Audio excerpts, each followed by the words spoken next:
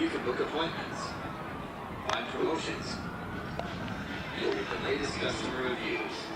Start your tire purchase at CalTire.com today. For the game club, I'm an undercontender. Summer Classic for swing dog. Show your HarbourCats with $9 ticket stubs for an instant 10% off your next purchase. Dodge delivers home run skills every day. Up to 9.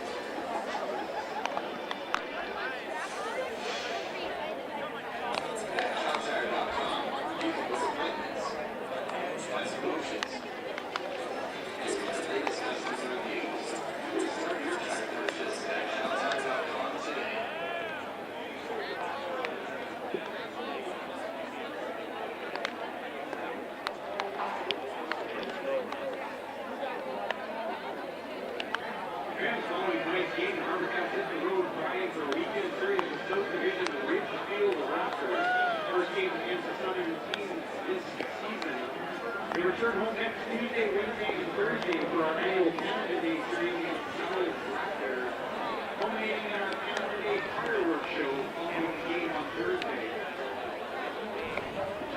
There has been a game change alert. The game that was rained out on Thursday, June 9th against the United Real will be replayed Thursday, July 7th at 6:35 p.m.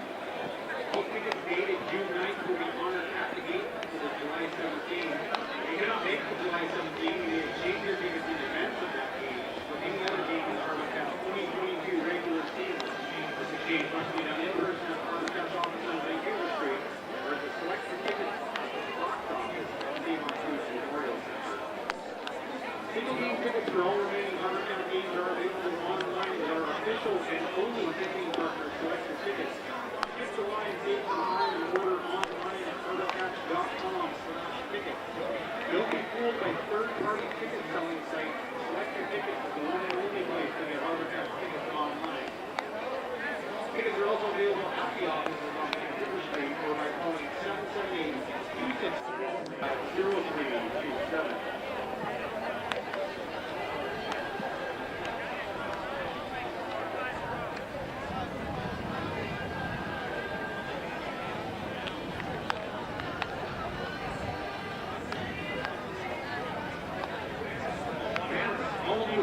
Merchandise and other accessories have arrived. Hoodies, jerseys, t-shirts, and much more are now available for purchase at Cap Shop and at the team's revamped merchandise stand located next to the information booth on the first base concourse. Take all your favorite HarbourCats gear to show everybody who you're cheering for. If you love spending time in the park, join the Dream Team. Stop by the information booth and see what the great team members about becoming a volunteer for future HarbourCats games. They're still getting applications for the 2022 season with schools still in demand for our 8th season of HarbourCats baseball.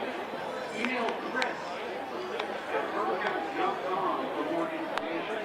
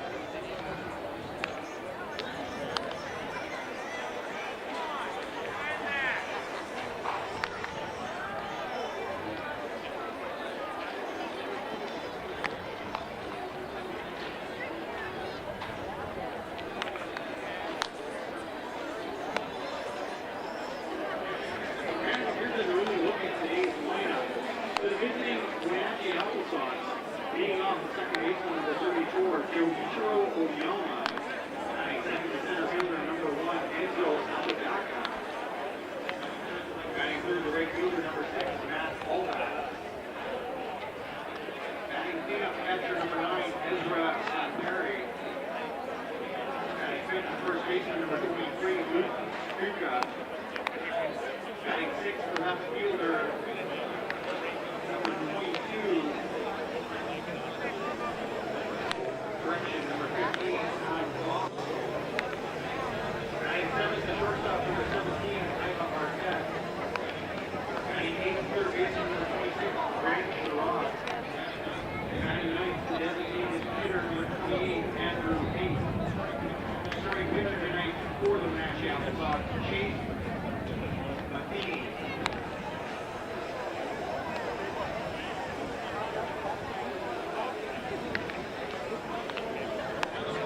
Now the starting lineup for your HarbourCats. Leading off the right fielder, number 5, Jesse Brown. Batting second, center fielder, number 15, Joseph Redfield. Batting third, the left fielder, number 6, Colton Moore. Batting cleanup, first baseman, number 53, Roberto Gonzalez. Batting fifth, designated hitter, number 4, Shane Jameson. Batting sixth, the catcher, number 35, Heather Bell. Batting seventh, baseman, number 22, Luke Chang. Batting eighth, third baseman, number 7, Josh Rowland. Batting ninth, the shortstop, number 20, Noah Stuka. And starting pitcher tonight for your HarbourCats from the University of Victoria, number 38, Nick Wade. That lineup is brought to you by our head coach and dancing with the starters, veteran Scott Haney. And today's Marshall Menzie designated hitter, number 4, Shane Jameson. Great HarbourCats designated hitter, Marshall Menzie winners will donate $50 to the charity of their choice. So far this season, HarbourCats teams have knocked in 6 runs, earning $300 for that cause. That's the zone, red arrow, blue mountain.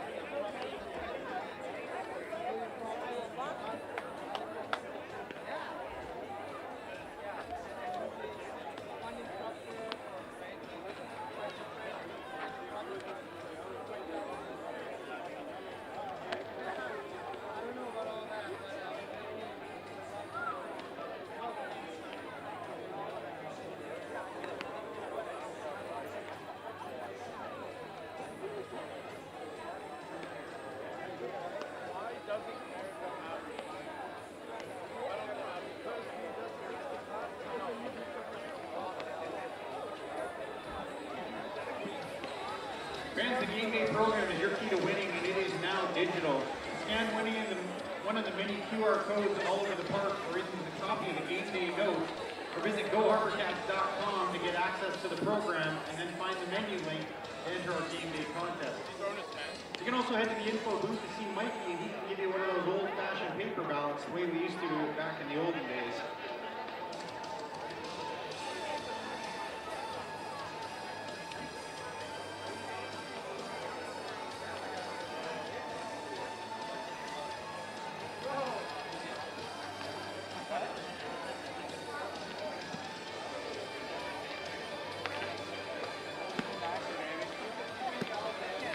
Bottled water is not sold in the stadium. However, the city allows people to bring empty water bottles and fill them at our on-site fill stations located behind the home plate grandstand, as well as in the main washroom, so you can stay hydrated throughout the course of the game.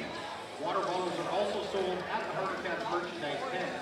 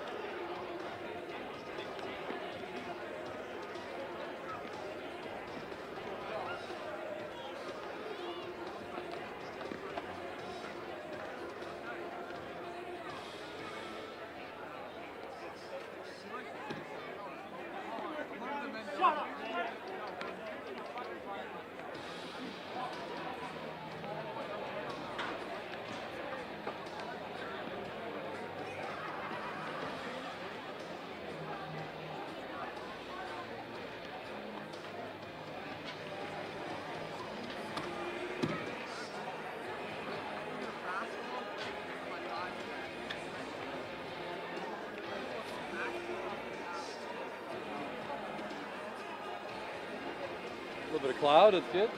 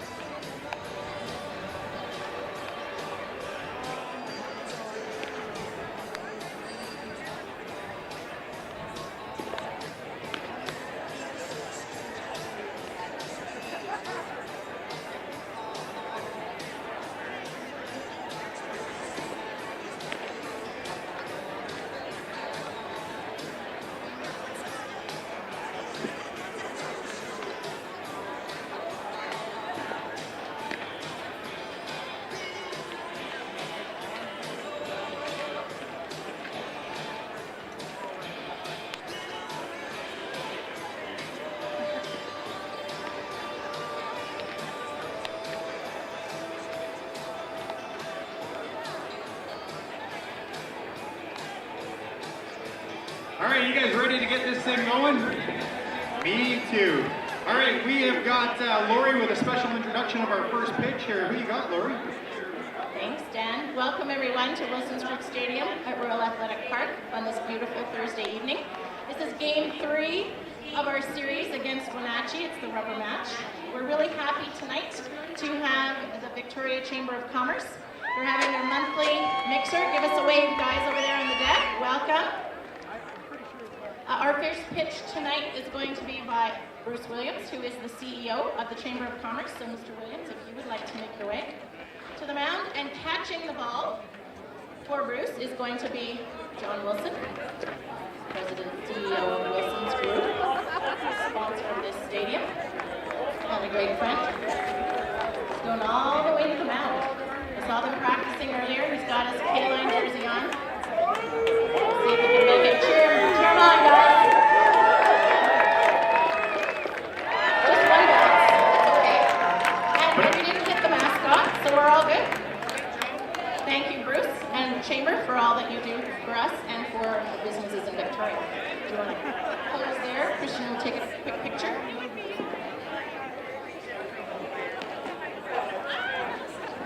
Awesome.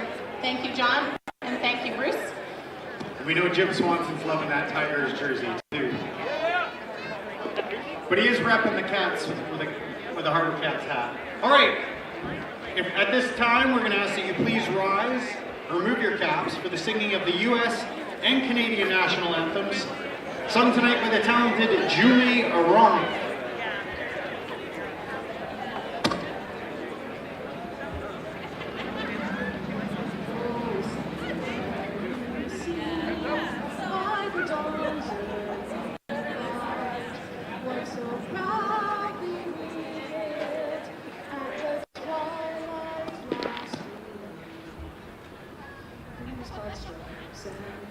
Stars through the perilous fight, o'er the ramparts we watched were so gallantly streaming, and the rockets red glare, the bombs bursting in air, gave proof through the night that our flag was still there.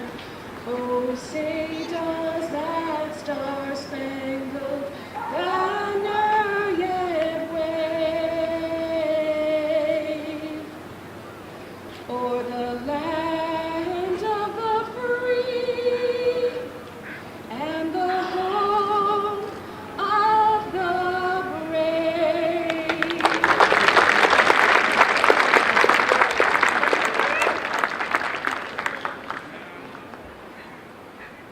Oh, Canada, our home and native land, true patriot love in all of us command.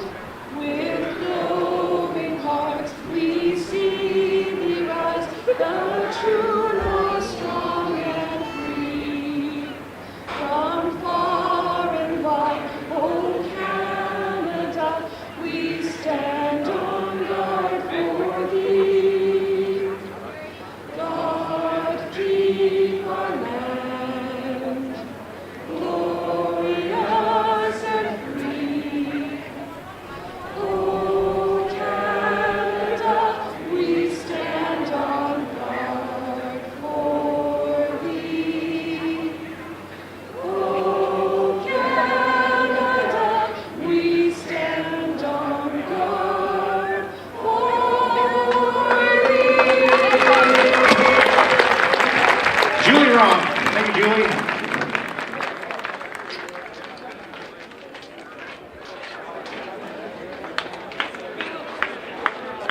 All right, fans, we've got 7-year-old Vincent here. Vincent's going to go out here and see Lori and Harvey. And Vincent's got a very important message for us. What is that message, Vincent? Play ball! Exactly.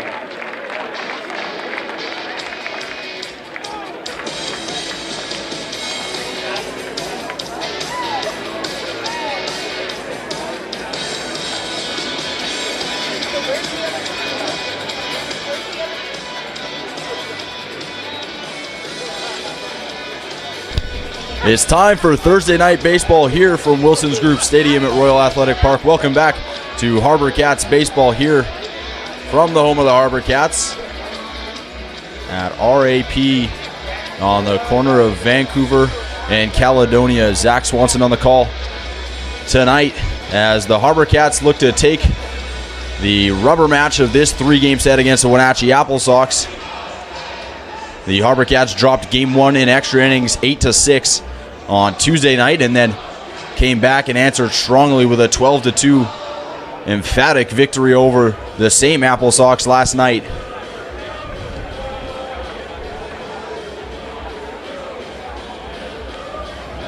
A quick look at the lineup taking the field for the HarbourCats. All right, fans, here they are. Please welcome your Victoria HarbourCats. In left field, it'll be Colton Moore. Center field, Joseph Redfield. Right field, Jesse Brown. At third base, Josh Rolling. Batting third, the left fielder, number 6, Colton Moore. Batting cleanup, the first baseman, number 53, Roberto Gonzalez. Batting fifth, the designated hitter, number 4, Shane Jameson. Batting sixth, the catcher, number 35, Tyler Pettit. Batting seventh, the second baseman, number 22, Luke Chang. Batting eighth, the third baseman, number 7, Josh Rolling. And batting ninth, the shortstop, number 20, Noah Sudica. At third base, Josh Rolling. Shortstop, Noah Sudica. At second base, Luke Chang. And at first base, yesterday's third baseman, Roberto Gonzalez. Behind the dish from Trinity University, it'll be Tyler Pettit. And on the mound for your Victoria HarbourCats, the right-hander pitching for the Victoria Golden Tide. It'll be Nick Lee on the mound for the Cats. The lineup 1-9 for the AppleSox. It'll be the second baseman, Joichiro Oyama, who will look to continue his hot series against the HarbourCats. Center fielder, Enzo Apodaca, hits second. Batting third, the right fielder today, Matt Hallback. Batting fourth, catching, is Ezra Semperi. Batting fifth at first base, it'll be Luke Stuka. Batting sixth in left field, Adam Fossil. Batting seventh at shortstop, Iva Arquette. Batting eighth at third base, Grant Sherrod. Batting ninth, rounding out the order for the AppleSox, it'll be the designated hitter, Andrew Haight. So it'll be Oyama to lead it off against HarbourCats starter Nick Lee.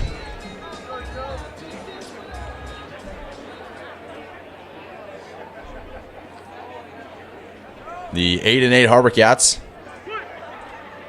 taking on the 6-11 Wenatchee AppleSox as the first pitch from HarbourCats starter Nick Lee misses outside for ball one. The 6'3" right-hander attending the University of Victoria. In his third start of the year for the HarbourCats. His first one came on June 1st against the Port Angeles Lefties. The second one on June 7th against the Nanaimo Night Owls. Both no decisions. He went 4 innings in both as Lee down quickly 3-0 to Oyama. Nick Lee also doing some hitting duties for the HarbourCats. As a 4-pitch walk from Nick Lee to start it off. And Oyama will find his way aboard. As mentioned, Nick Lee also doing hitting duties for the HarbourCats. He's DH'd in 3 separate games so far this year. Has a walk in each. And holds an average of 400. And he can hopefully hold the AppleSox hitters to an average much lower than his own today, as he'll face the center fielder Enzo Apodaca batting second for the AppleSox. Nick Lee in those 2 starts holding a 3.37 ERA. As Oyama takes off from first, and a pitch in the dirt from Lee uncontested goes Oyama to second base. And without double-digit pitches thrown from Nick Lee. The AppleSox already with a runner in scoring position, as he'll face the center fielder Enzo Apodaca. The 1-0 pitch, first strike of the day for Nick Lee.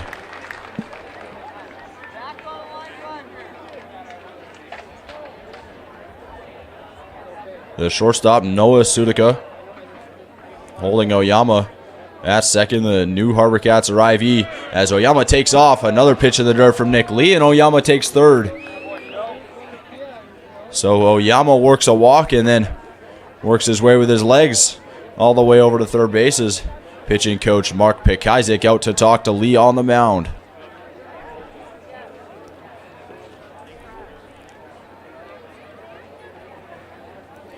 AppleSox, as mentioned, 6-11, bottom of the North Division in the West Coast League. They are 6.5 back of division leading Bellingham. They are 3-7 in their last 10. HarbourCats, 4 games back of Bellingham for the North Division lead with an 8-8 record. They're 6-4 in their last 10. So after a quick visit to the mound from HarbourCats pitching coach Mark Pekazik, Nick Lee steps back onto the mound. I'd like to welcome again our viewers on Shaw TV tonight, as well as our usuals on YouTube.com. As that one hit into right field from Enzo Apodaca, and the 4-pitch walk to start the inning will give the AppleSox a 1-0 lead off the legs of Joichiro Oyama in the bat. An RBI single of Enzo Apodaca. That's the 218 first run of the game, brought to you by 218 Run. Fans, you can bring your HarbourCats tickets up to 218 Run in Fairfield Plaza for 10% off all products. 218 Run for all your running shoe needs. HarbourCats 16 of their 27 games into the first half. They play 54 total, but the initial 27, the first chance the HarbourCats have to make the playoffs. Wenatchee 17 games in to their first 27. They've just got 10 left and a long way to make up to catch the Bellingham Bells. It is close to mathematically impossible for the AppleSox to make the playoffs via the first half. Top record. 1-1 the count now to the right fielder, Matt Hallback. He lines one into right field. That one will drop in front of the right fielder, Jesse Brown, as he fires it in to Sudica at short. And the AppleSox already with a run. They've got 2 aboard with nobody out in the top of the first.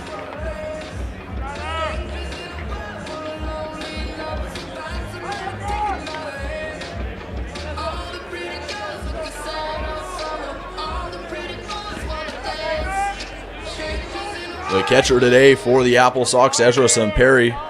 He bats fourth and steps into the box to face the right-hander Nick Lee. Curveball from Lee in for strike one.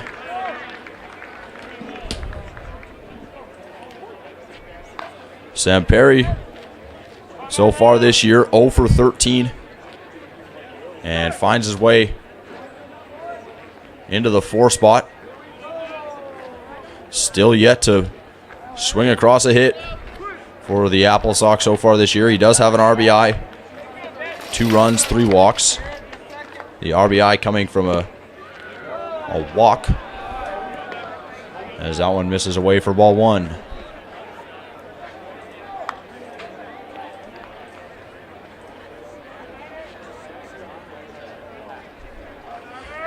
Two on, nobody out in the top of the first for the Wenatchee AppleSox, as Lee checks second and deals that one low in the dirt for ball 2.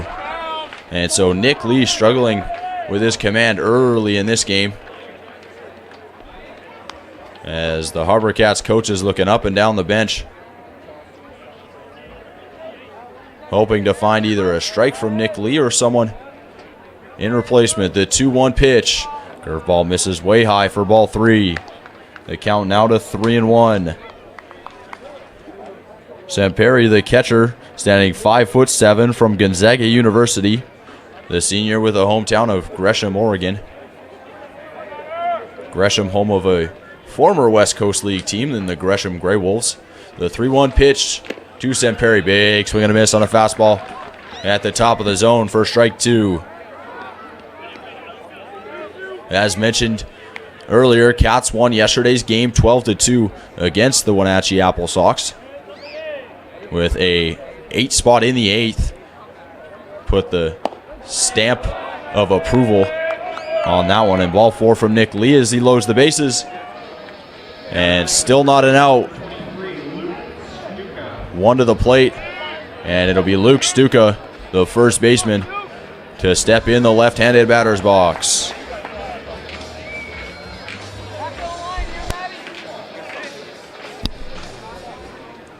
Stuka in yesterday's game, 0 for 3 with a walk and a strikeout. The pitch to Stuka from Lee misses inside for ball 1. The curveball at 73 miles an hour from Nick Lee.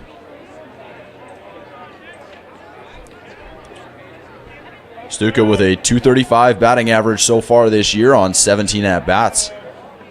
2 walks and a hit by pitch to go along with it. 3 strikeouts as well. This one lined into left field from Stuka. It may be deep enough. It's oncoming is Colton Moore, the left fielder, and a great throw to Josh Rolling, the third baseman, to cut it off. And holding at third base will be Enzo Apodaca. So a nice play there by Colton Moore to hold Apodaca at third and retire Stuka for out number 1.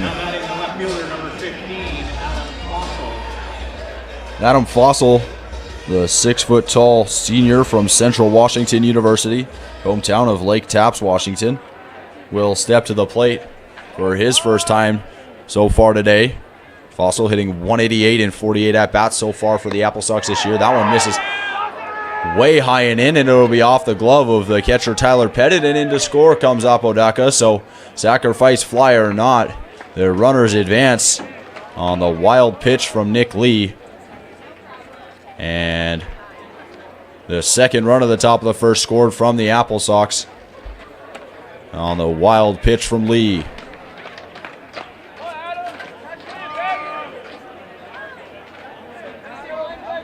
Fossil 1 for 4 in yesterday's game, improving his low batting average. This one in the dirt for ball 2. So Nick Lee really struggling early doors here for the HarbourCats. And he'll be looking to fill the zone just a little bit better. 14 balls and 7 strikes in his 21 pitches so far this inning. The 2-0 pitch to Fossil misses low for ball 3. And arm in the bullpen moving already. Somebody getting warmed up in a less than ideal situation for the HarbourCats. Nick Lee unable to find the zone very successfully. He's retired 1 in the form of Luke Stuka on the fly out to left field. So the 3-0 pitch misses low for ball 4, and Nick Lee walks another one for the AppleSox.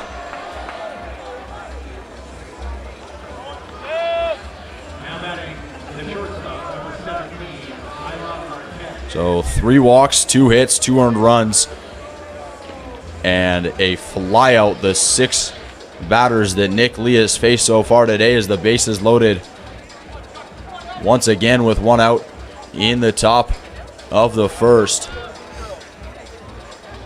Shortstop Noah Sudica comes in to chat with Lee on the mound quickly.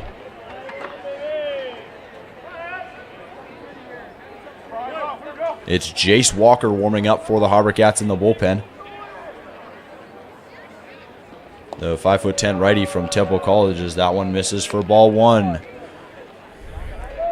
Nick Lee, 17 balls, 7 strikes, 24 pitches for those doing their own math at home.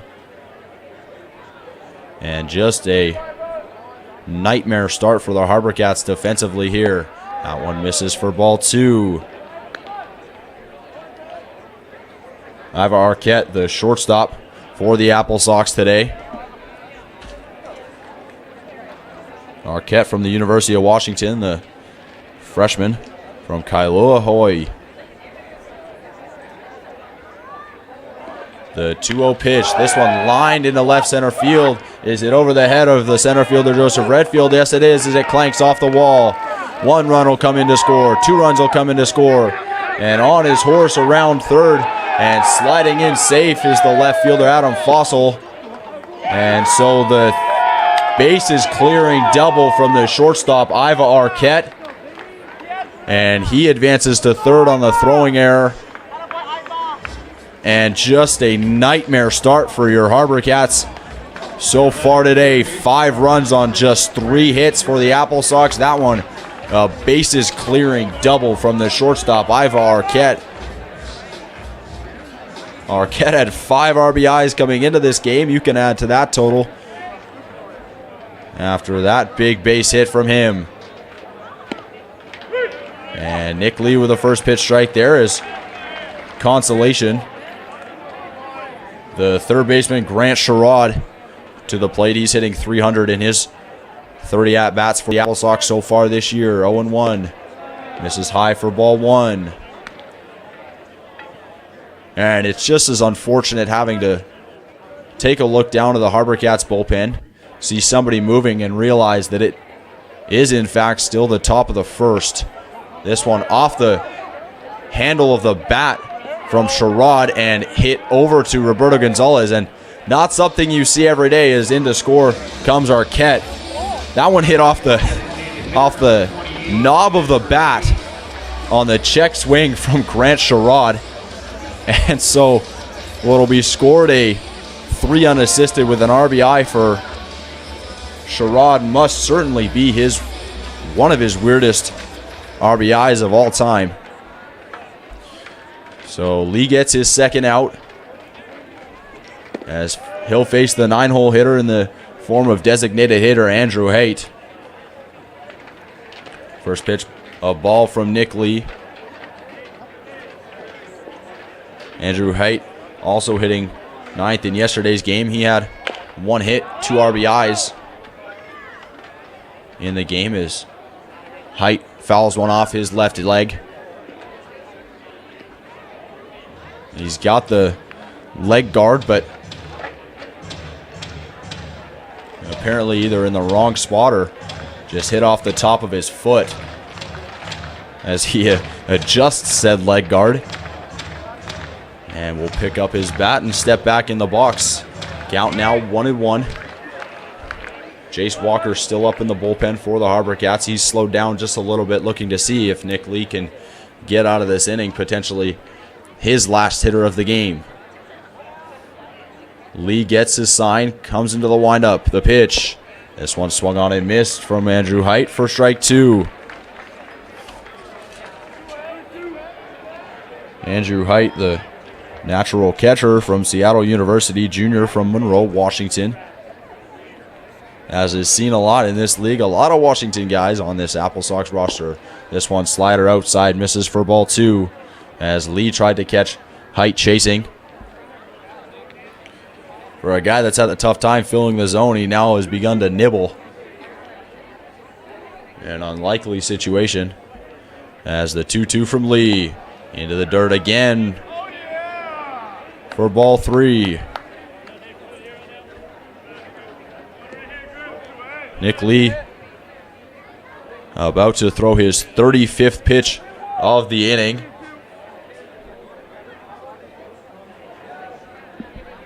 .22 balls, 12 strikes. The 3-2 from Lee. Check swing. Did he go? No, he did not go around, says first base umpire Ethan McNamara. And not the kind of situation you can beg for that call from McNamara either. With the HarbourCats have allowed 6 runs in the top of the first. Well, we hope to see the HarbourCats. We're planning on scoring at least 7 anyways, because they're going to need it to find themselves victorious in this North Division matchup against the Wenatchee AppleSox. As the first pitch of Joichiro Oyama's second at-bat of the game lined into left field through the 5-6 hole, and that will be the second time that Joichiro Oyama has been on in this single inning.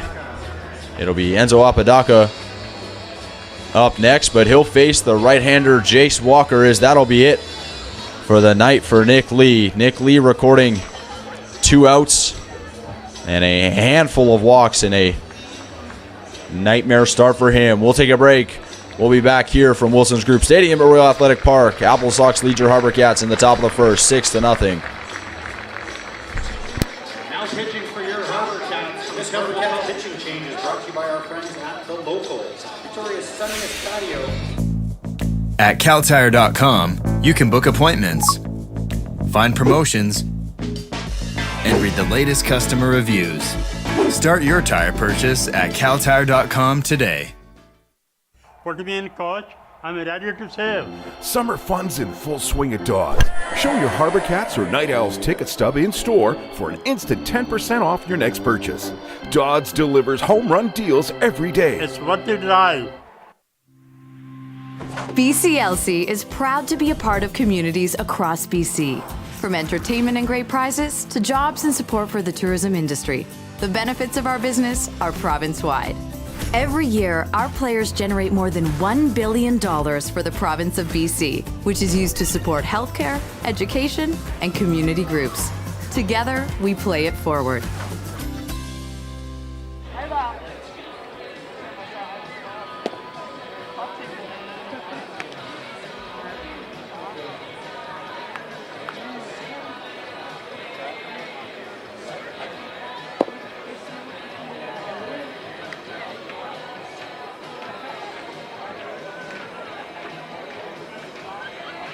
So for those of you just joining us, and welcome back to HarbourCats Baseball, brought to you by BCLC and Dodds Furniture and Mattress.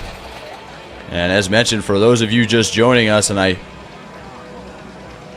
would advise that it would have been a nice thing if you are just joining us, but not such a nice thing to see that the score, and you are reading that right, 6-0 AppleSox in the top of the first.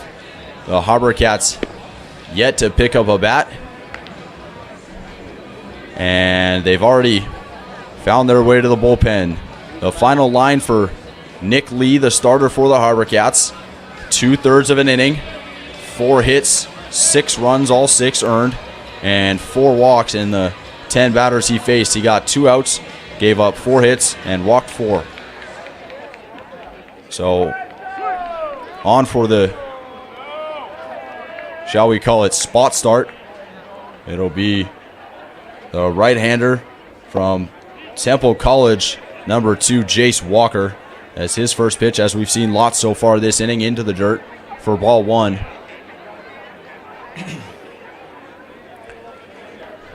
It'll be Enzo Apodaca up to the plate for the AppleSox, his second at-bat of the game. Apodaca with a single into right field already this inning. The 1-0 pitch to Apodaca, low and in the dirt for ball 2. The 11th hitter to the plate this inning, Joichiro Oyama, the other one that's been up twice, and he's on first base with a walk and a single already. Andrew Height leading off from second base. The 2-0 pitch, called strike 1, as Jace Walker gets his first strike of his relief outing.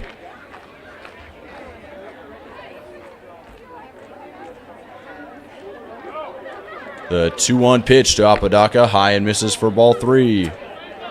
So 3-1 the count now. AppleSox 6 runs on 4 hits. HarbourCats not to the plate yet. On what started out as a nice day here from Wilson's Group Stadium at Royal Athletic Park. The content on the field that we've seen so far, less than nice, as Apodaca now with the same stat line as his teammate Joichiro Oyama, 1 for 1 with a walk and a single, as he reaches base on the HarbourCats' 5th walk in the first 11 hitters. Bases loaded now with a 3-hole hitter, Matt Hallback, the right fielder, has been a designated hitter and a third baseman so far in this series. The first pitch of the at-bat, strike 1 to Hallback. It's a kind of awkward situation where 6-0 with 9 full innings of hitting to go is still attainable. But if this one drops in fair, it may not be, and it's landing foul. But for the HarbourCats, you want to limit the damage as much as possible. For example, a couple RBIs for Hallback here would make it a much more challenging comeback for the HarbourCats. The bullpen for the HarbourCats, a much different assignment now too, is Mark Pikajczyk, the pitching coach, looking to wrap his head around the situation at hand. The 0-2 pitch in the dirt for ball 1. Fastball from Walker just misses low. Catcher Tyler Pettit, who has now been sitting back behind the plate for 23 minutes. Set up outside, and Walker missed badly low. The 1-2 slider misses away for ball 2.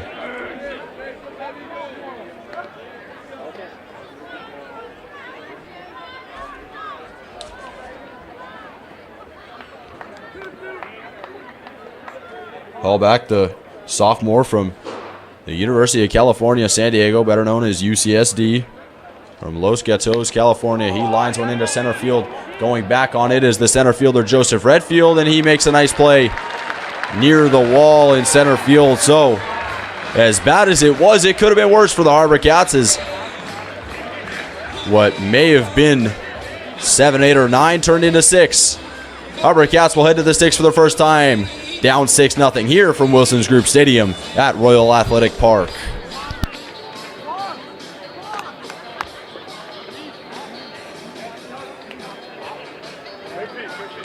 Behind the HarbourCats have combined to help stop the use of chewing tobacco, saying no to tobacco products. It's time for the Baker Tilly stat of the game, brought to you by Baker. Cancer can change everything, but it doesn't have to define you. It's true, no one loves living with cancer, but you can still love with cancer, grow with cancer, hope with cancer. Because life is bigger than your diagnosis, bigger than chemo, bigger than the scars. Life is about who you're with. It's about memories that live on, even when the ones we love are no longer with us. And with your support, we are taking action to save lives. From working to prevent the disease, to supporting those affected, to funding research to diagnose cancer early, improve treatments, and reduce recurrence.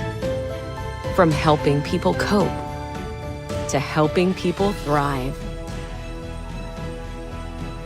And with the help of hundreds of thousands of people that the Canadian Cancer Society brings together, we can be a force for life in the face of cancer, because life is bigger than cancer. We're the Canadian Cancer Society, and we're here to help. Visit cancer.ca for more information or to donate today.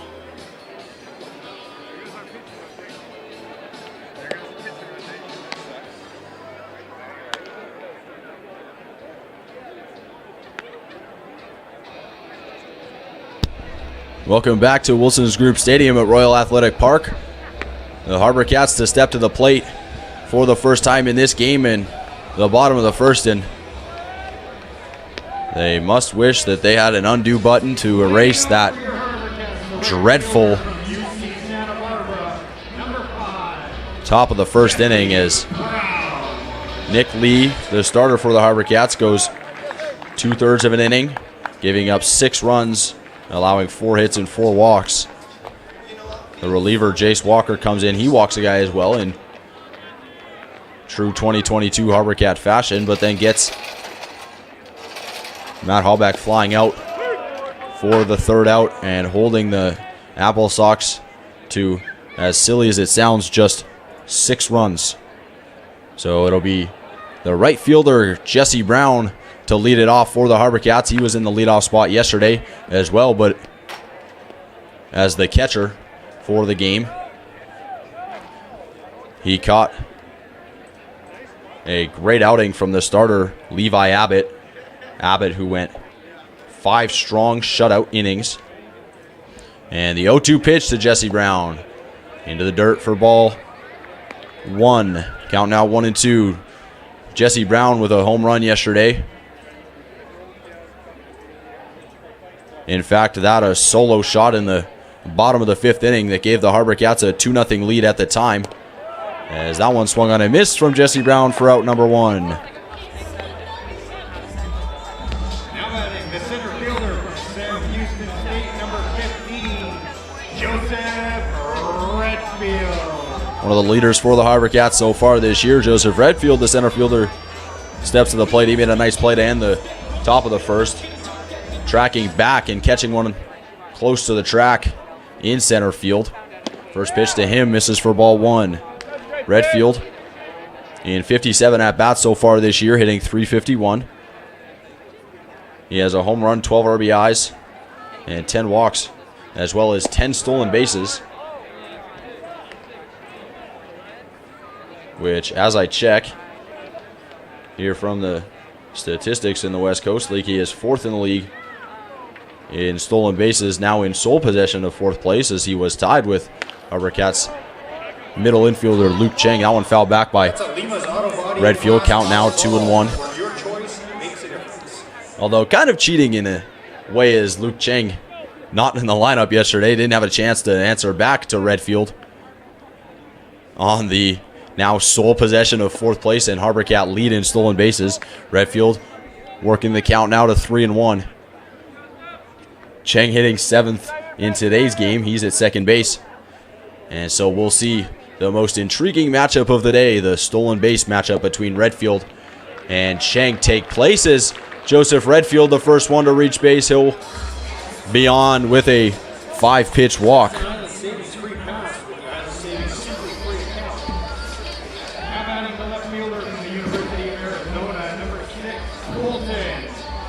The walk given by the AppleSox starter Chase Matheny. Chase Matheny, the right-hander from University of Southern California upstate. The senior, standing 6'1" from Bremerton, Washington. He'll face the 3-hole hitter Colton Moore. Moore lines one to the shortstop Ivar Arquette, to second to Oyama, and to first goes Oyama for the double play. First pitch Colton Moore sees, and he's grounded into a double play. A slightly quicker bottom of the 1st than the top of the 1st for the AppleSox. We'll head to the 2nd. AppleSox lead your Victoria HarbourCats 6-0 here from Wilson's Group Stadium at Royal Athletic Park.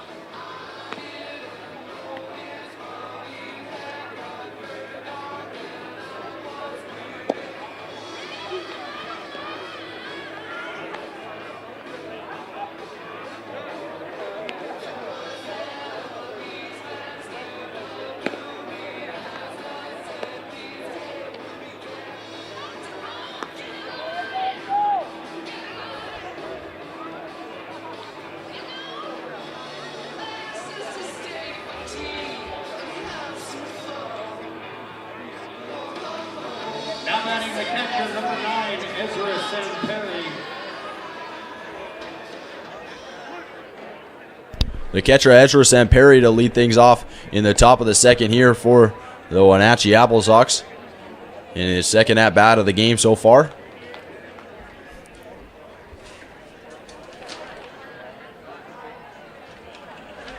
The Gonzaga catcher fouls off the 2nd pitch of the at-bat for the AppleSox.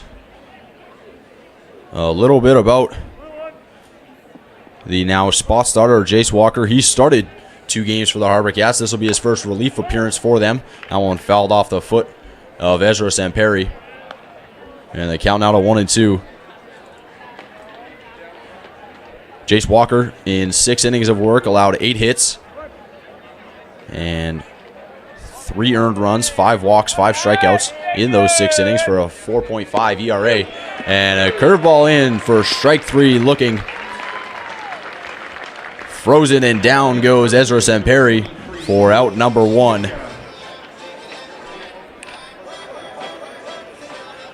The first baseman, Luke Stuka, stepping to the plate. He steps into the left side of the batter's box to face the right-hander, Jace Walker.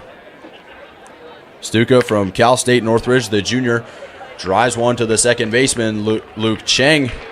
And over to first he goes as an awkward step on the bag from the first baseman, Roberto Gonzalez, and Cheng and Roberto Gonzalez share a laugh.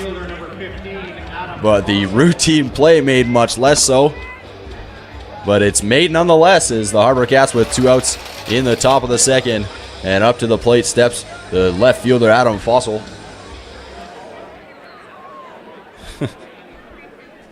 A funny exchange there from Cheng and Gonzalez. Is a beautiful swing and a miss from Adam Fossil for strike 1. Walker, as mentioned, the 5'10" righty from Temple College, sophomore from Robinson, Texas.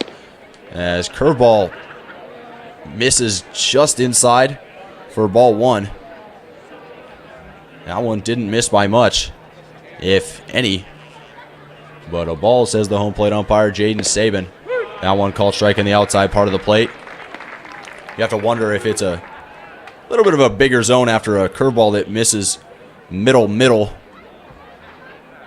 Just in the sake of evenness for both sides. The 1-2 pitch, fouled back by the left fielder, Fossil. And we'll do it again at 1-2.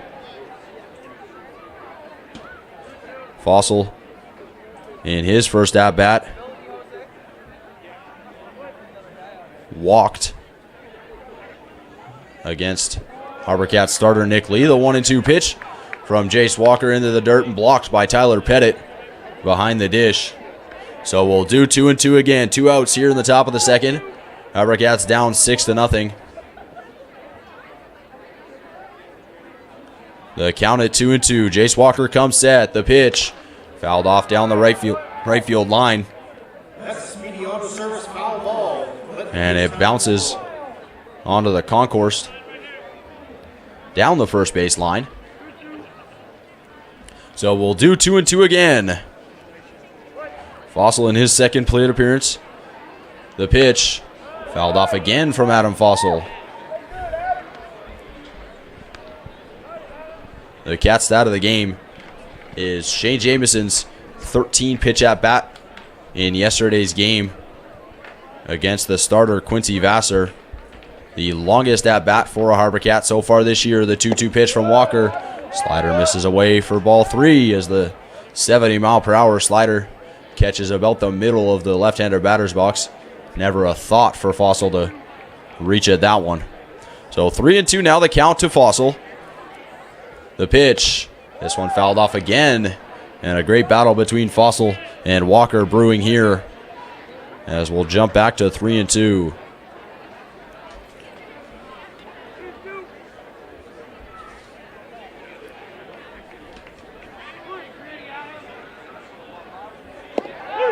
The 10th pitch of the at-bat.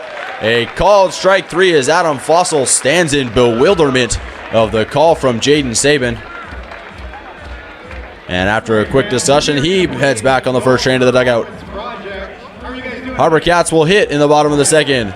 We head there, here from Wilson's Group Stadium at Royal Athletic Park. You guys want to play the game on the big screen over there? Yeah, you're in. What we're going to do is we're going to put a golf ball inside a baseball hat. We're going to put 2 more baseball hats up there, and we're going to move them around. You got to follow the hat with the baseball. What in the world? I know. At CalTire.com, you can book appointments, find promotions, and read the latest customer reviews. Start your tire purchase at CalTire.com today. For to be in coach, I'm ready to save. Summer fun's in full swing at Dodds. Show your HarbourCats or Night Owls ticket stub in store for an instant 10% off your next purchase. Dodds delivers home run deals every day. It's worth the drive. BCLC is proud to be a part of communities across BC. From entertainment and great prizes to jobs and support for the tourism industry, the benefits of our business are province-wide. Every year, our players generate more than $1 billion for the province of BC, which is used to support healthcare, education, and community groups. Together, we play it forward.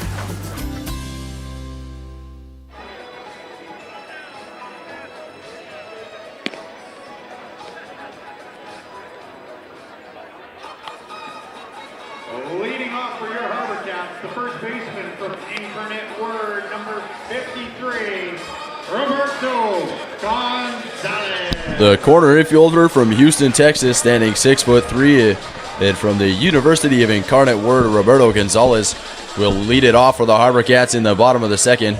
AppleSox lead your HarbourCats 6-0 on a 6-run first from the AppleSox. That lasted about 30 minutes. This one a check swing from Gonzalez. Hit down to the first base side, and Luke Stuka, the first baseman, grabs it and goes to first unassisted for the 3 unassisted first out for the AppleSox. Shane Jameson, the infielder. Shane Jameson. Designated hitter today. From Loomy Island, Washington, standing 5'9", will step into the box next for the HarbourCats. Jameson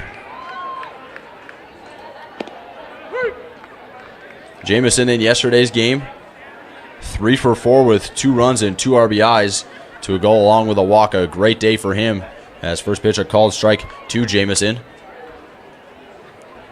Jameson has added some fans here at RAP with a little wiggle that he does prior to the at-bat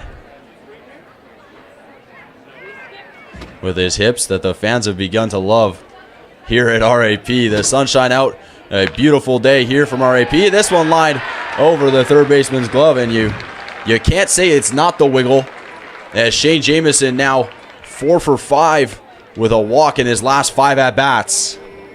Last 6 plate appearances as he's on with the single.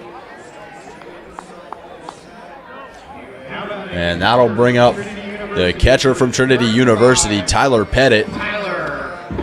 2019 HarbourCat Tyler Pettit, making his return to the Cats this year in 2022.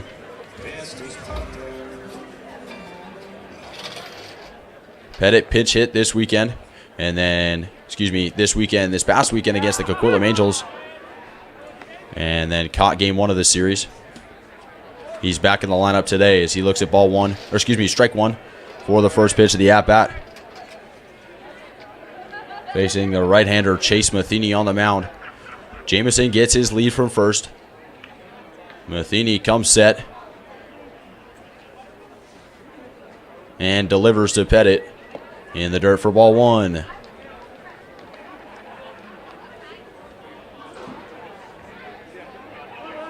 On deck, waiting is the second baseman, Luke Cheng. Matheny so far 2 games pitched in for the AppleSox, 6 innings, 8 hits allowed, 7 runs, just 5 of them earned, 6 strikeouts, 4 walks for a 7.5 ERA. That one fell back, and the count now to 1-2.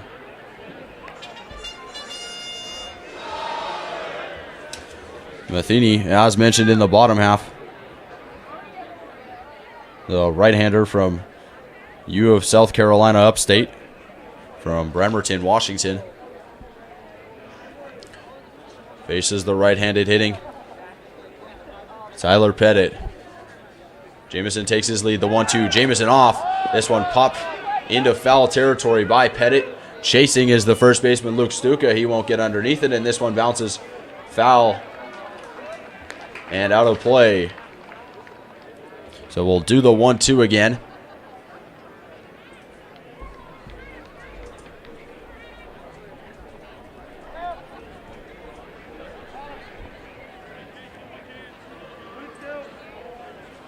Tyler Pettit, wearing number 35 this year. In 2019, donned the number 28 for the HarbourCats. He digs back in. We'll do it again at 1-2. The pitch from Matheny. Called strike 3 on the outside part of the plate, and down on strikes goes Tyler Pettit, as it'll be the second baseman, Luke Cheng, to step to the box Second baseman from Illinois State, number 20. for the HarbourCats. Luke Cheng. Luke Cheng quickly becoming a fan favorite here in Victoria, thanks to his stellar glove at shortstop. He's at second base today with the newcomer, Noah Sudaika.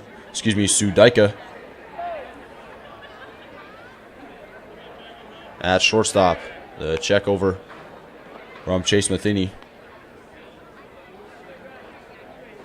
Sudaika at short. Josh Rawling at third, Rawling on deck. And Roberto Gonzalez moved from third base to first base for today's game. Jamison leads off of first again. The first pitch of the at-bat coming from Matheny. Low for ball 1. Luke Cheng, the middle infielder from Illinois State, standing 6 foot tall. Hometown of Olney, Maryland, the sophomore. In his 15th game for the HarbourCats this year, 58 at-bats, a .276 average. 9 stolen bases, less than Joseph Redfield. Off and going goes Shane Jamison. He's in there, safe as ball 2 called to Luke Cheng. Someone has won 2 general admission tickets to an upcoming HarbourCats game. That pitch missed away to Cheng, and Shane Jamison took advantage of the pitch low and steals second.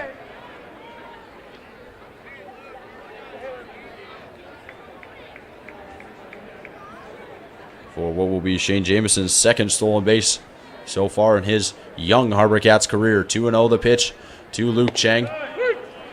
In the middle of the zone for strike 1.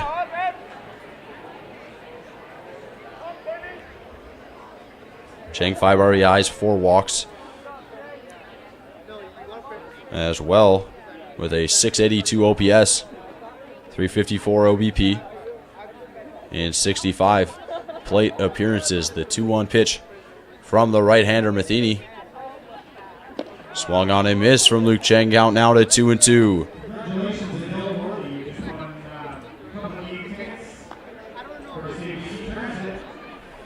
So the 2-2 count now to Luke Cheng. Josh Rawling waiting on deck.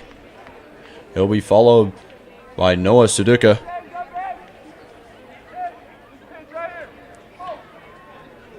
Matheny comes set.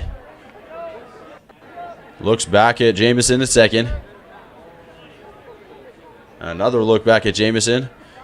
His 2-2 pitch lined into left field by Luke Cheng, and it'll be foul down the line over towards the bullpen and beyond the Strathcona party deck here in Victoria.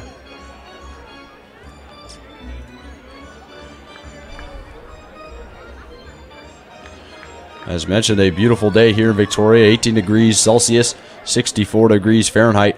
Feels quite a bit warmer here at the corner of Vancouver and Caledonia. Count again at 2-2. Matheny comes set and gives another long hold, then delivers the 2-2. A called strike 3. Looked like it missed on the inside part of the plate and low to Luke Cheng. But a called strike 3 by the home plate umpire, Jaden Saban, and his law is law. And that'll be it for the HarbourCats in the bottom of the second. They leave Jamison stranded. We'll go to the third. HarbourCats down 6-0 to the Wenatchee AppleSox here from Wilson's Group Stadium at Royal Athletic Park. Right now, we're on the party deck with the Greater Victoria Chamber of Commerce, because nobody parties like the Greater. Over 800,000 Canadians each and every month receive help from a food bank in a community across Canada.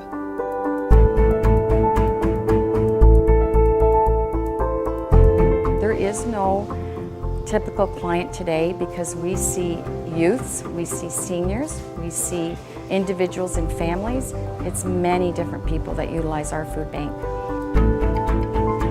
Food Banks Canada's mission is threefold. We provide food and funds to food banks across the country. programs and services to support them and the work that they're doing to help Canadians. And thirdly, it's about research and advocacy, government relations. We just don't give out a box of food. That's not the answer.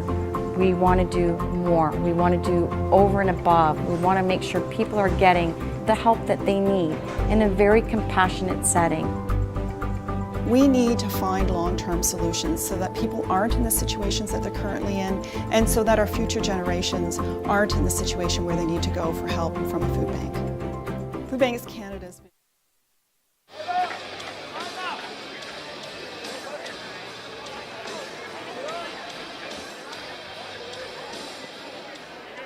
The shortstop, Ivar Arquette, to lead things off for the AppleSox in the top of the third. AppleSox lead your Victoria HarbourCats 6-0 here from Wilson's Group Stadium at Royal Athletic Park on what has turned into a beautiful afternoon, a beautiful evening from RAP. Swung and I missed for strike two quickly as HarbourCats reliever Jace Walker working quickly after Arquette. Arquette from Hawaii. Graduated from Honolulu, Hawaii High School, St. Louis High School. Your choice makes a difference. Arquette himself listed as from Kailua, Hawaii. The 0-2 pitch to him. This one lined into center field. Back into his right goes Joseph Redfield underneath it, and he makes the catch for the fly out, and out number one for the HarbourCats in the top of the third. Now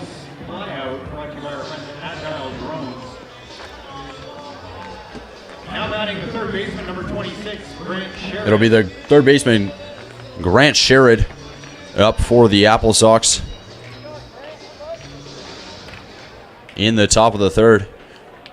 6 other games on the docket in the West Coast League tonight. First pitch strike to Grant Sherrod. One game already in the books.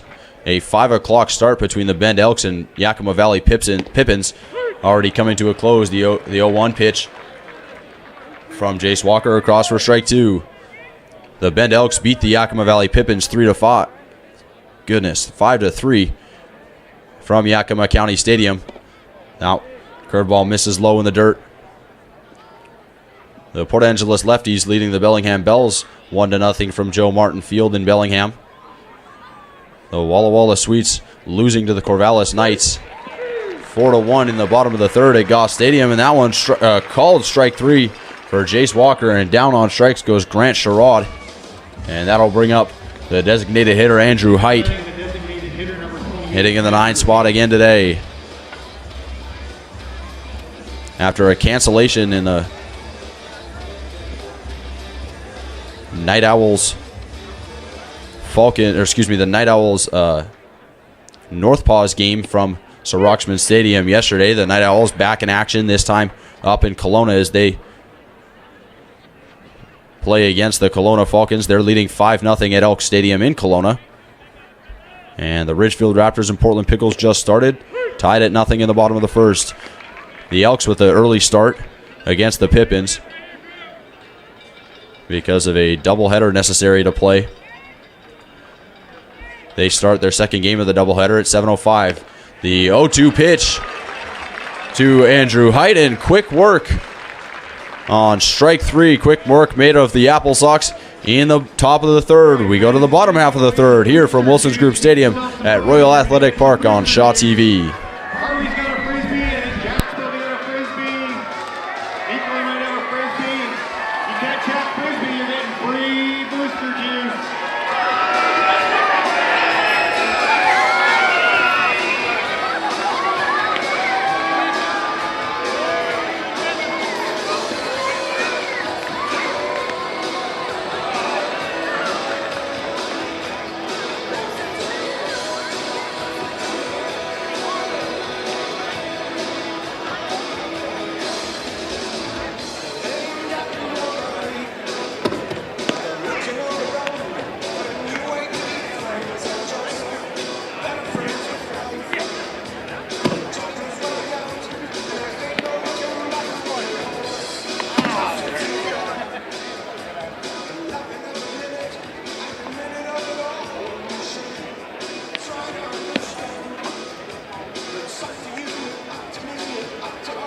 Fans, if you missed the Best Little Fireworks Show on June 11th, we still have 2 more, including our traditional Canada Day fireworks next Thursday, June 30th. The BC Day fireworks on Monday, August 1st. Book your tickets early. These ones do go quickly.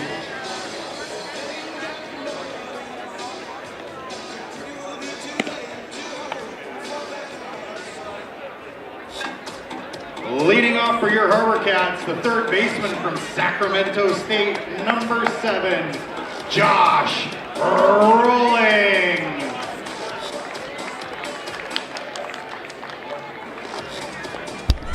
Josh Rolling to lead it off for the HarbourCats in the bottom half of the third. Welcome back to HarbourCats baseball here and HCats TV, brought to you by BCLC and Dodds Furniture and Mattress. It'll be the third baseman, Josh Rolling, followed by the shortstop, Noah Sudica, and then the right fielder, Noah Sudica.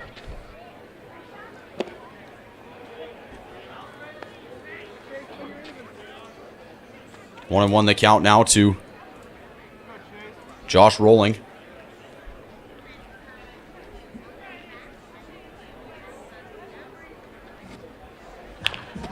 This one lined over to our cameraman, Derek, down the third base line, and missed him by just a few feet over there in front of the Strathcona party deck. Count now to 1-2.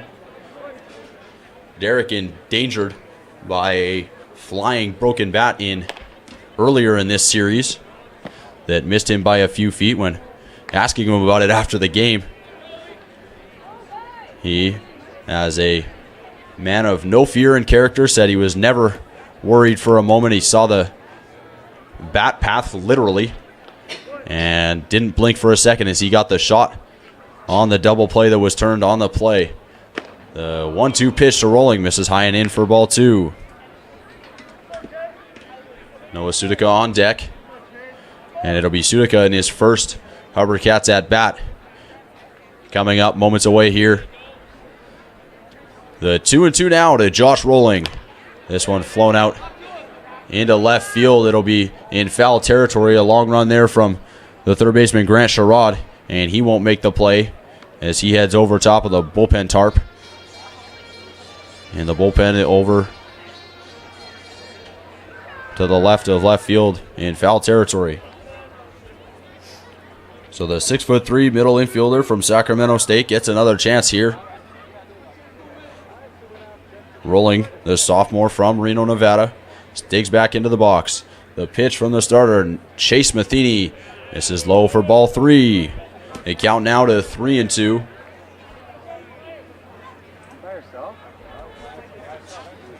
Chase Matheny into his third inning of work. Just one hit allowed for the AppleSox today. 2 base runners, one of them in form of a walk, but a double play earned, so just 7 batters faced. And it'll be his 8th as he walks Josh Rolling to lead off the inning. It'll be Noah Sudica making his HarbourCats debut here with none out in the bottom of the third. Now batting, the shortstop from UC San Diego, number 20, Noah Sudica. Slightly more full Wilson Group Stadium at Royal Athletic Park than the last couple of games. A nearly full Strathcona party deck just beyond third base, and the Wilson's upper deck experience looking quite full behind first base. This one from Rolling, the pitch from Matheny in for strike 1, but off on the play goes Josh Rolling, and he's in safe with a stolen base as Noah Sudica looks at strike 1.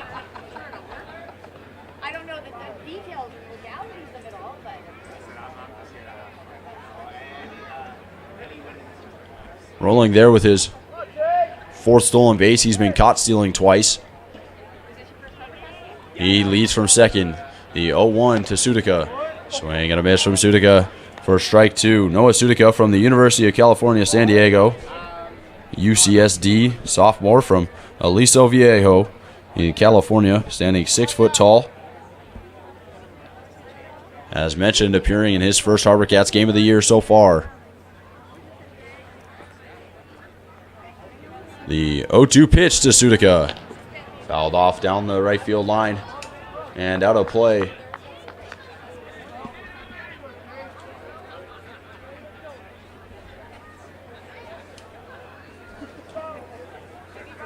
We'll do the 0-2 again here to Noah Sudica as the starter Chase Matheny back up on the mound. He comes set, rolling, leading from second. He's trying to get as much as he can over there at second, but not a huge opportunity for that. Matheny long hold, looking at him over at second. The pitch to Sudica fouled off down over to the first base side, foul and out of play, and we'll do it for a third time here at 0-2.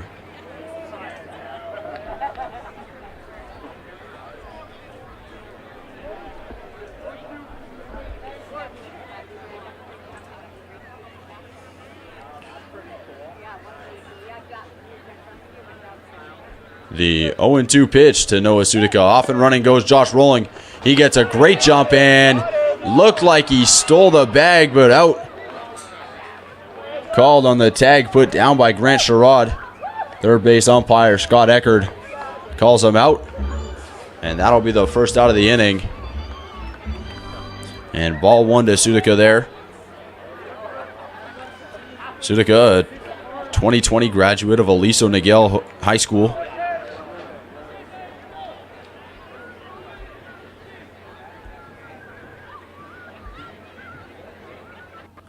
The 1-2 pitch to Sudica. Now to 2-2 as this one misses inside for ball two. Sudica in 40 games played, 114 at-bats for the UC San Diego Tritons. 2-2 pitch, grounded down the third base line. It's going to stay fair and on with a bleeder base hit is Noah Sudica. But it's a 1-for-1 in the books as he's on for his first time as a HarbourCat. And so back to the top of the order in the form of Jesse Brown, the right fielder in today's game. He steps back up to the plate for what will be his second plate appearance of the game. Jesse, also known as Jasada Brown, played in 21 games for the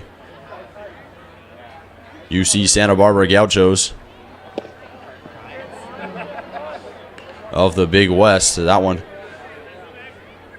Brown squared around a bunt and did not get a piece of it as he whiffs through it for strike one. 0-1 count now, Sudica on first. Brown will be followed by the center fielder Joseph Redfield. Sudica leads from first. He takes off to second. Ground ball from Jesse Brown. And Oyama will have to go to first as Sudica moves up on the ground out from Jesse Brown. But 2 outs now in the bottom of the third. Now batting for the center fielder from Sam Houston State, number 15, Joseph Redfield. HarbourCats leading stolen baseman Joseph Redfield from Temple College, hometown of Waco, Texas, steps into the box. Redfield committed to Sam Houston State University for next year.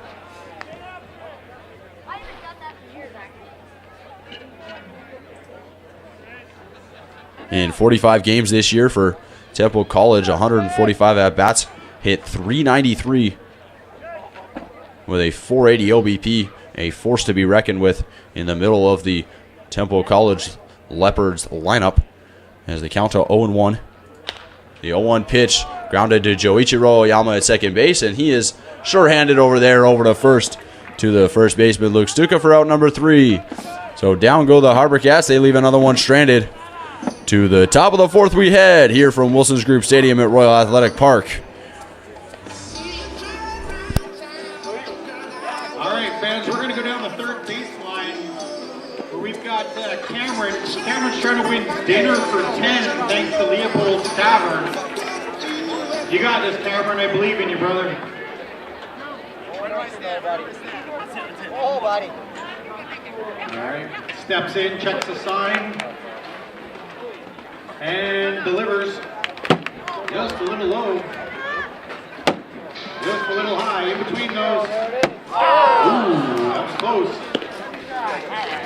Leopold, loving good food, beer, and community, located in downtown Victoria at 578th Street. Enjoy the rest of the game, Cameron. If you can't make it to a game in person, be sure to check out our live streaming broadcast online and airing on HCats.tv and on Shaw Community Television. Multiple angles, instant replay, and more. This year.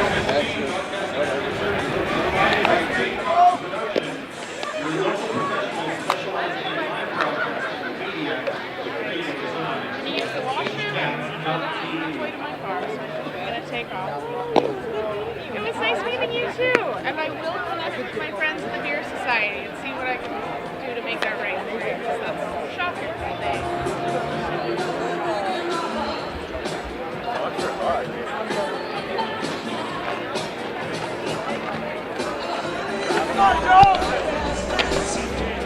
Back to the top of the order, and Joichiro Oyama, the second baseman, to lead things off for the Wenatchee AppleSox here. The Wenatchee AppleSox lead your Victoria HarbourCats 6-0 in the top of the fourth inning. The AppleSox with 6 in the first, and that being the only scoring so far in this game. So we're going to miss from Oyama. At the first pitch from the reliever, Jace Walker. Walker on in relief of the starter, Nick Lee, who went 2/3 of an inning, allowing 6 runs on 4 walks and 4 hits. He finished out that top of the first and has continued since. And for head coach Todd Haney, you'd just love to see Jace Walker get as many innings as possible out of this game in a realistic sense. Somewhere near the 5th or 6th would be an absolute ideal position for Walker to get the HarbourCats to. This one grounded to Luke Cheng at second. He waits for Roberto Gonzalez to get over to first and gets Oyama retired for the first out of the inning. Enzo Apodaca for the AppleSox now. The center fielder from Gonzaga, hometown of Scottsdale, Arizona, standing at 5'9". And standing at 5'9", the third shortest man in this AppleSox lineup. Remarkable at 5'9" in a college lineup to not be the shortest. Leadoff hitter Joichiro Oyama, the shortest, at 5'6", and Ezra Semperi, the catcher, at 5'7". I'm sure that those three have had discussions together and checked when seeing the roster and the heights.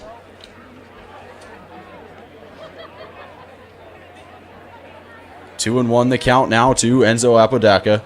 Walker comes set, the 2-1 pitch. Slider into the dirt for ball 3. The count now to 3-1.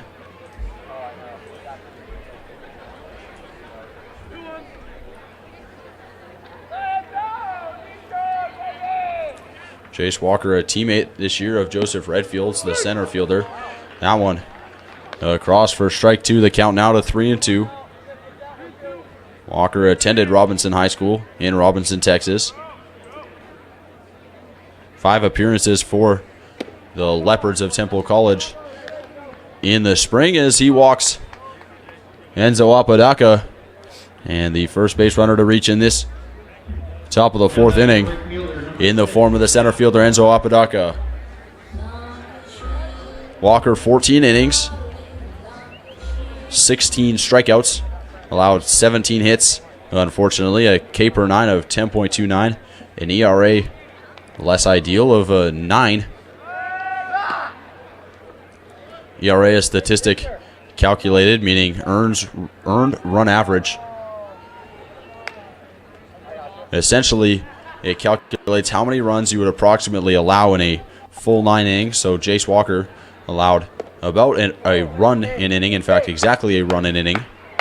for Temple, making his ERA 9. If a pitcher were to give up 1 run in 9 innings, you would have an ERA of 1. It becomes a little bit more difficult to calculate when you have innings that aren't exactly 9 and 1.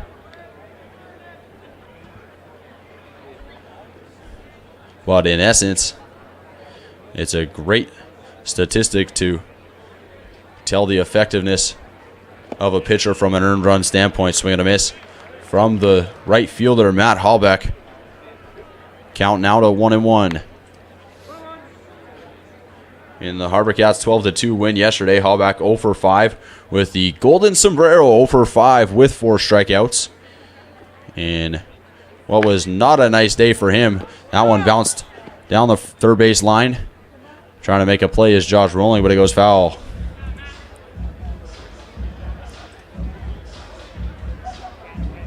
Hallbeck 1 for 2 so far today. If in any game a guy's in his third at-bat in the 4th inning, you know something has not gone according to plan, and it hasn't for the HarbourCats here. This one flown out to the right fielder, Jesse Brown. He gets underneath it and makes the catch, heading over towards the line in right field. So Hallbeck retired for out number 2. Apodaca staying at first.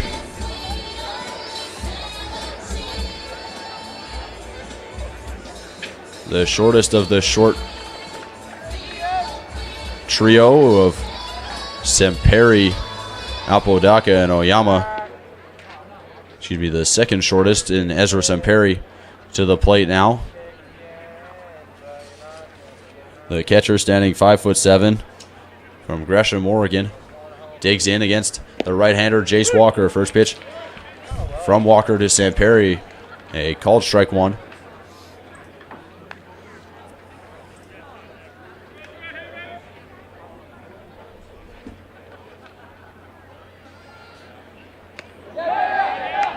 The second pitch of the at-bat misses high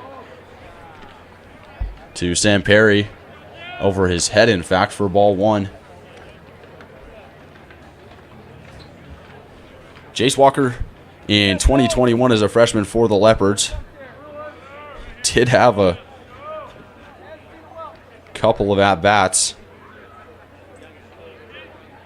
In fact, was 0 for 2 at the plate with a run scored in 2021. This one grounded to the third baseman, Josh Rowling. He comes up, makes the throw over to Gonzalez at first. And that will be the end of the inning. And the top of the 4th for the AppleSox as Semperi grounds out to Rowling to end the inning. HarbourCats hold the AppleSox at 6. We'll see if their bats can come alive as we head to the bottom of the 4th here from Wilson's Group Stadium at Royal Athletic Park. I'm Clark Henry. I'm from Houston, Texas. Quirky.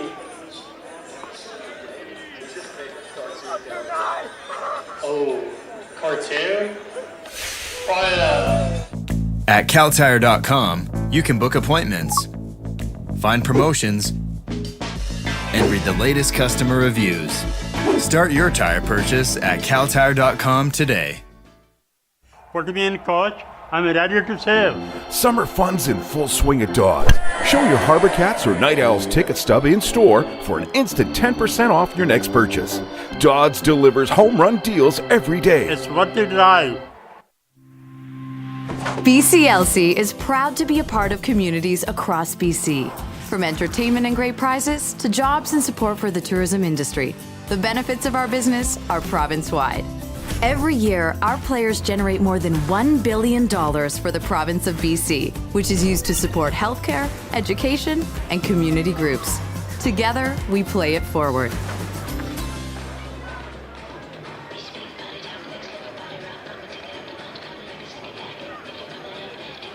To the bottom of the 4th we go here from Wilson's Group Stadium at Royal Athletic Park.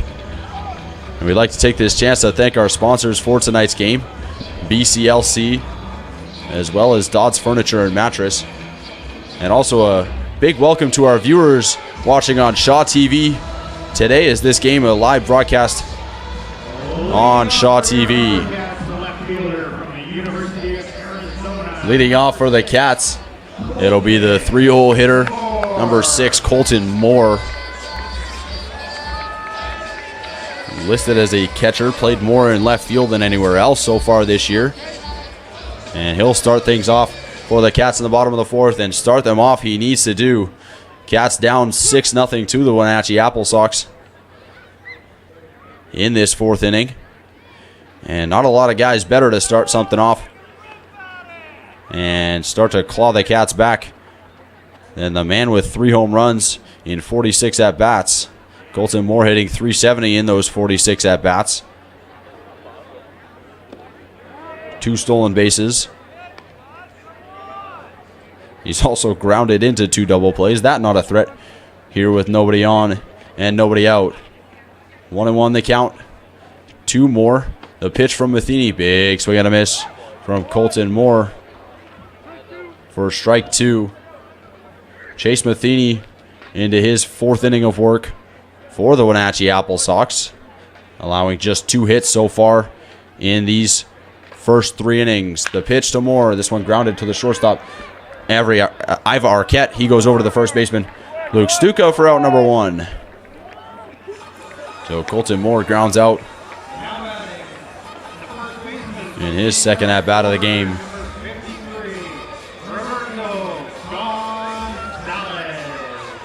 Roberto Gonzalez to the plate now for the HarbourCats.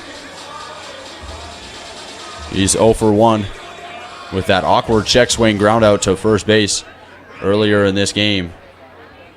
In the 2nd inning, in fact. First pitch to him, low for ball 1. So bottom of the 4th here from Wilson's Group Stadium at Royal Athletic Park. 7:49 p.m. Pacific, as that one lined into center field, and a diving play from Enzo Apodaca. And with his glove on his right hand, the lefty makes a nice diving catch coming on into left center field to rob Roberto Gonzalez of a base hit for out number 2 here in the bottom of the 4th. Great play there by Apodaca. Apodaca done it all tonight so far. He's reached base all 3 times safely that he's been up, 2 walks and a hit, and then just made that defensive gem in left center. Shane Jamison to the plate for the HarbourCats now. First pitch, swing and a miss to Jamison. Jamison into the right-handed batter's box. The 5'9" junior from Seattle University takes a big swing and a miss at strike 2 there. And Chase Matheny just a pitch away from getting through 4 strong for the AppleSox here. Tyler Pettit waiting on deck. The 0-2 pitch to Jamison. Fouled off. And down the first base side. That one a lot closer to being in play than initially looked, as it carried back. Luke Stucco went all the way to the fence. Down the first base line near the HarbourCats dugout. But the ball deposited itself in row B. The pitch to Jamison. This one fouled off.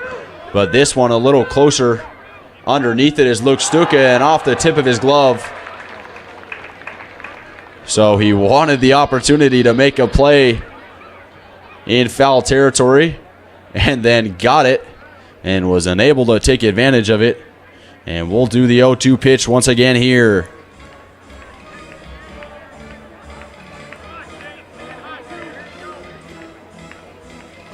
Jamison 1 for 1 with a single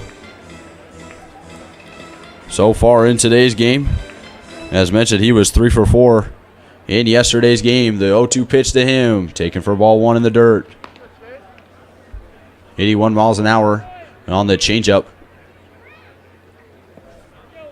from Chase Matheny. Matheny gets the sign, into his windup he goes.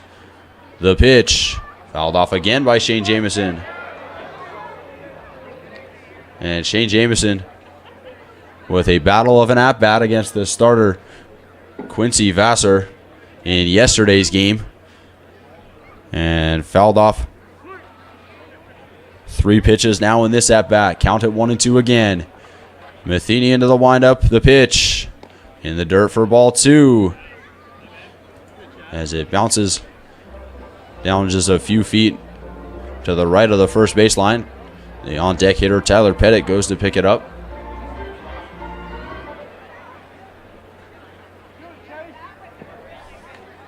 The 5'9" infielder steps back in the box. The 2-2 pitch from Matheny. This one driven into center field. Underneath it is the center fielder, Apodaca, and he makes the play for out number 3. Matheny working strong through 4 now for the AppleSox. HarbourCats still down 6-0. We head to the top of the 5th here from Wilson's Group Stadium at Royal Athletic Park. This is Victoria Buckzoo, Harvey the HarbourCat race. Tonight we've got Joel and Mateo. There's a good chance, Harv, you could finish third in this one if you don't get hustling. All right, to the line they go. We go from first to third. On your marks, get set, go. Did Harvey start early? Did he leave early?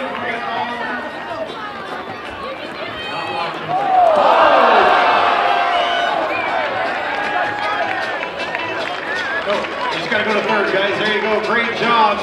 Did you trip from Harvey? There you go. Bronze medal tonight for Harvey the HarbourCat. We got some birthday shout-outs. We got a 12th birthday to Maddie Dawkins. Also a happy birthday to Rosemary Garden. Apparently we do not know what birthday this is because according to her son Dave, there were not enough beads on the abacus and we're still waiting on the carbon dating results. So Dave, according to your mother, you are out of the will.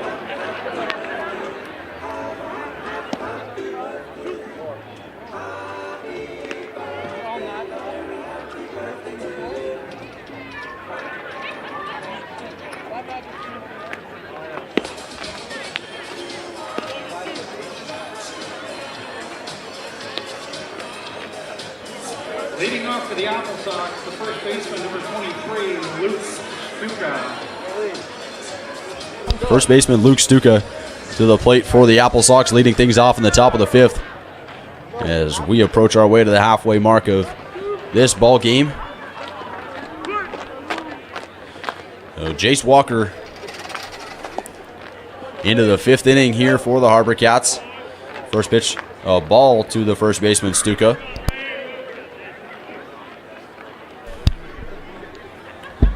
The 1-0 pitch, grounded up the middle. Can Sudik.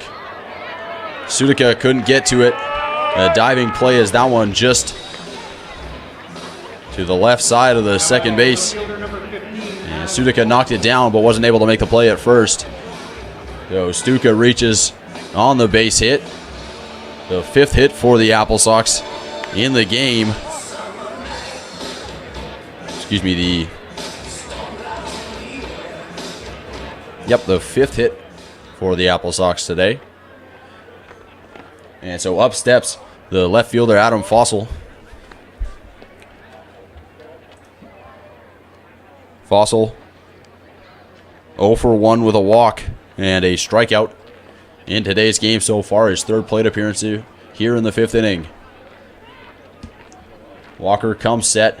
Stuka leading from first. Into the dirt again for ball 2.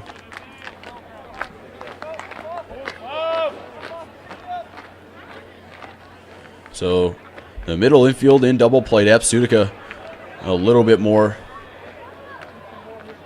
over to the natural shortstop position, but HarbourCats looking to get a double play and get out of a pair of outs from the left fielder Fossil. He fouls this one out of play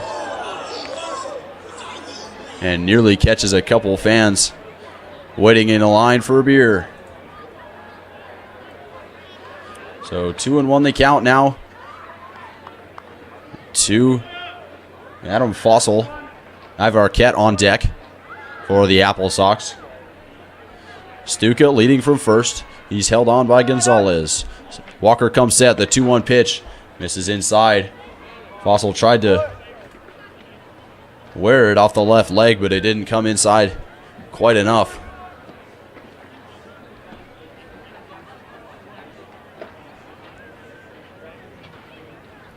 The 3-1 pitch. Fossil drives one out foul down the left field line. It's one of those pieces that you barely feel off the bat. And you know that he made good contact, but the hips opened way up. The bat out way in front. And he fouls it off. Off goes Stuka on 3-2. And ball 4 to Adam Fossil. So Stuka's sprint rendered moot as he advances to second on the walk from Adam Fossil. And it'll be the shortstop Ivar Arquette to the plate now with none out here in the top of the 5th. Bullpen starting to move around for the HarbourCats.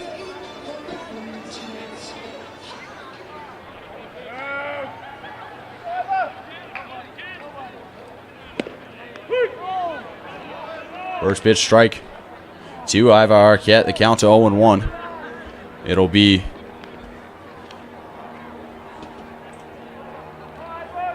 yesterday's second baseman, Hudson Shoup, warming up. This one grounded to the shortstop, Sudica. Over to second to Chang, over to first, and doesn't get Arquette at first, but they'll get Fossil at second. That one bobbled by Sudica. If he fields it cleanly, it's an easy double play for the HarbourCats, but he's unable to field it cleanly. Luckily, they get an out, and Arquette reaches on the fielder's choice. That'll bring up the third baseman, Grant Sherrod. HarbourCats still have the double play in order.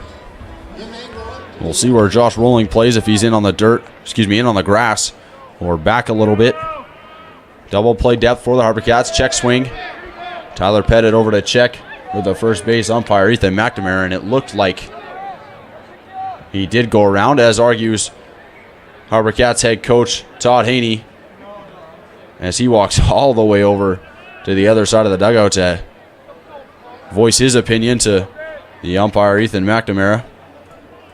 The 1-0 pitch to Grant Sherrod. Big swing and a miss for strike one. For those of you just joining us, HarbourCats down 6-0 to the Wenatchee AppleSox in the top of the 5th. AppleSox 6 runs on 5 hits. HarbourCats no runs on 2 hits. Big swing and a miss there from Grant Sherrod. And the count now to 1-2. Situation here. Jace Walker with a great chance to induce a double play and get the HarbourCats out of it. Pitcher's count 1-2. The pitch. Slider low, but driven into center field. Will be over the head of Joseph Redfield. It will not. Underneath it, he makes the play.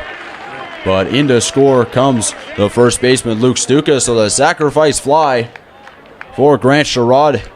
He does the job. And the AppleSox extend their lead now to 7-0 in the top of the 5th. 2 outs now for the AppleSox. The man at first base, Ivar Arquette, was almost all the way at second base, not tagging up on the play. The extra 90, meaning a little bit less to the AppleSox in the grand scheme of things. Swing and a miss there from the designated hitter and 9-hole hitter, Andrew Height. Height, the natural catcher, standing 6 feet tall from Seattle University, the junior out of Monroe, Washington.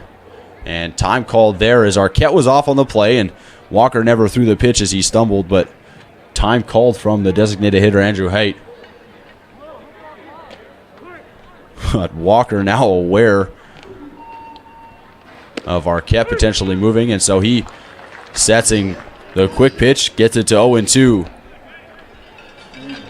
Height checks the hand, steps back in. Walker sets and deals. The 0-2 pitch swung on and missed for strike 3, and down goes Andrew Height. But the AppleSox tack on another. They make it 7-0. HarbourCats needing to get on the sticks quickly here. We head to the bottom of the 5th. Cats from Wilson's Group Stadium at Royal Athletic Park.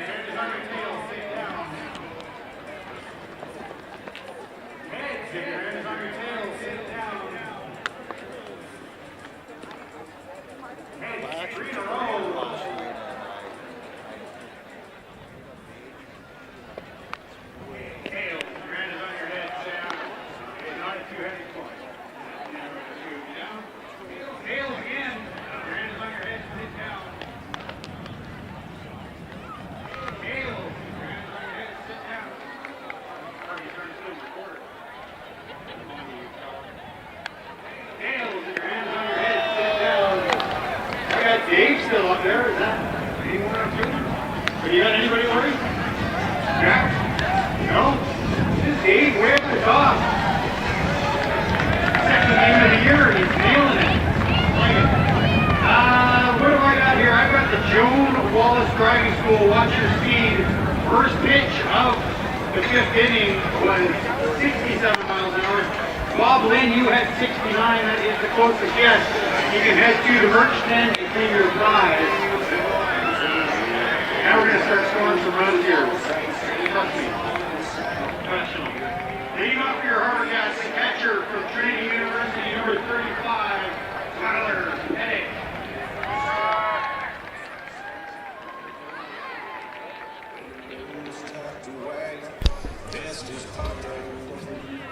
The catcher from Trinity University steps to the plate. Tyler Pettit in on the right side of the dish. Grounds one to the third baseman, Grant Sherrod. And that one said it's off of his foot. Jaden Sabin, the home plate umpire, says it was off his foot.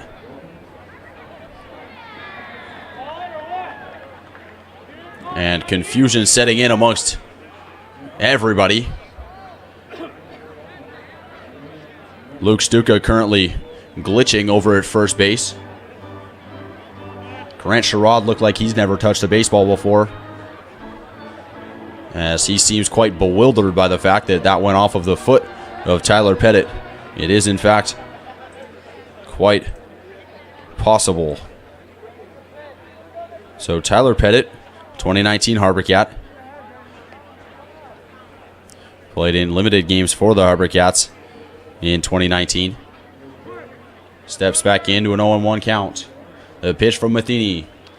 Inside, misses to Tyler Pettit. And Pettit with a quick look out to Matheny.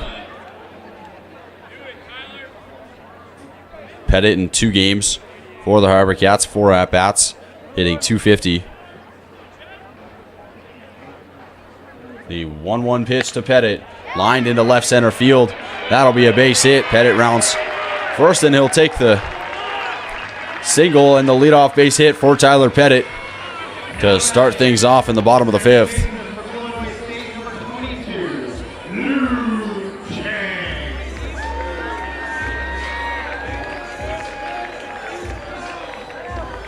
And a discussion happening here between first base coach Troy Burtwhistle and first base umpire Ethan McNamara that's holding up play. Ethan McNamara unhappy with the fashion choices from first base coach Troy Burtwhistle, and Burtwhistle retreats and concedes to the fact.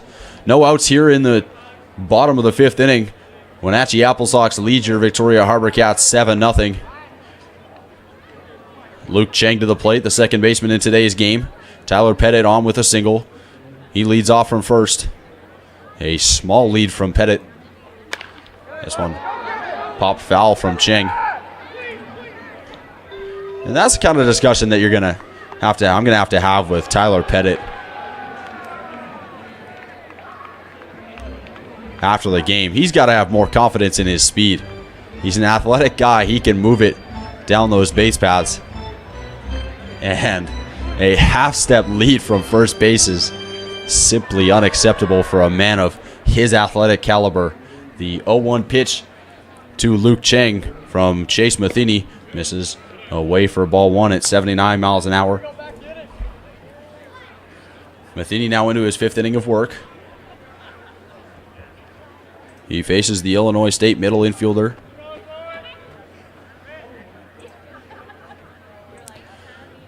One the count to Cheng. Matheny coming set. Pettit leading from first. The pitch. Inside, misses for ball 2, and Cheng now in control of this one.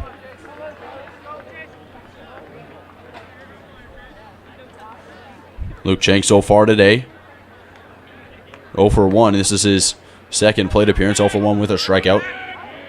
And a pickoff move over to Pettit at first. And you see Chase Matheny understands the athleticism had by Tyler Pettit at first base, but Pettit and his half-step lead over at first does not.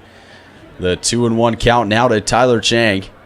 And the pitch lined And past the second baseman, Joichiro Oyama. Tyler Pettit on his horse. He'll head to third. Chang into second with the stand-up double. That one driven straight at the third base umpire, Scott Eckerd.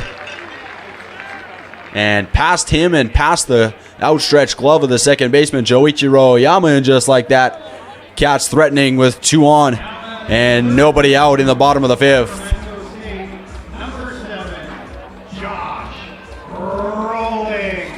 Josh rolling to the plate now for the HarbourCats. Luke Cheng in the highly anticipated stolen base matchup between him and Joseph Redfield. Not getting that opportunity with the runner in front of him in the form of Tyler Pettit. If it were the other way around, you'd be interested to see if Tyler Pettit could chase down and run off Luke Cheng. But not to be with them at second and third. That one fouled off by Rolling. Rolling up to the dish. Noah Sudica on deck. Rolling at third base in today's game. He was at short in yesterday's game as time called by Rolling. Rolling 0 for 3 with a strikeout and a walk, as well as a run in yesterday's game against the AppleSox, a 12-2 win. Tuesday night's game, an 8-6 10th inning win for the AppleSox, as that one misses outside for ball 1. So this game here, the rubber match and series finale from Victoria. The only time that Wenatchee and Victoria will play this year, unless they happen to meet up in the division championships of the playoffs. 1-1 the count now to Rolling. Cheng with a big lead off of second. Pettit leading off of third. This one misses high for ball 2. And a hitter's count now for Josh Rolling. He'll look to put a good swing on a ball here.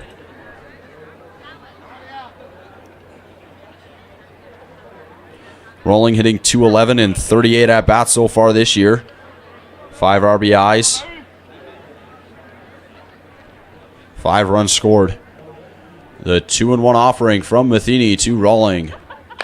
Lined into center field. Oncoming is Enzo Apodaca. Another diving play and tagging and heading to the plate is Tyler Pettit as Apodaca spikes it into the infield. But the sacrifice fly for Josh Rolling, and the HarbourCats get on the board. And they make it 7-1 as they begin their quest to chip into the AppleSox big lead here. So Pettit scores on the sac fly. And that'll bring up the shortstop, Noah Sudica.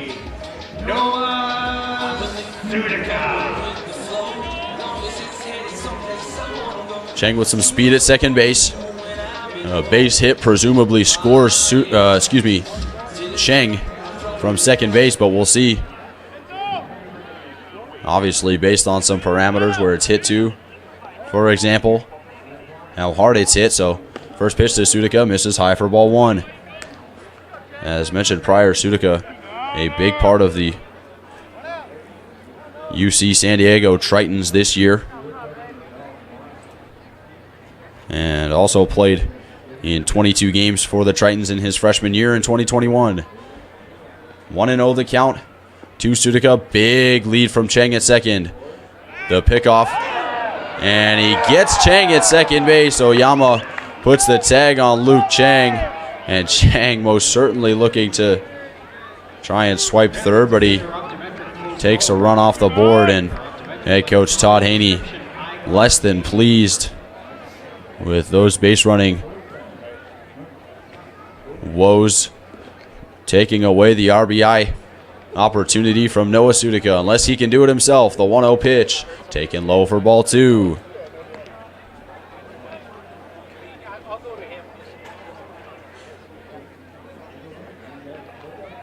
Sudica 6 home runs, 23 at-bats, hit .254 for the Tritons this year. And a sword from Sudica as he swings and misses at the 2-0 pitch high in the zone.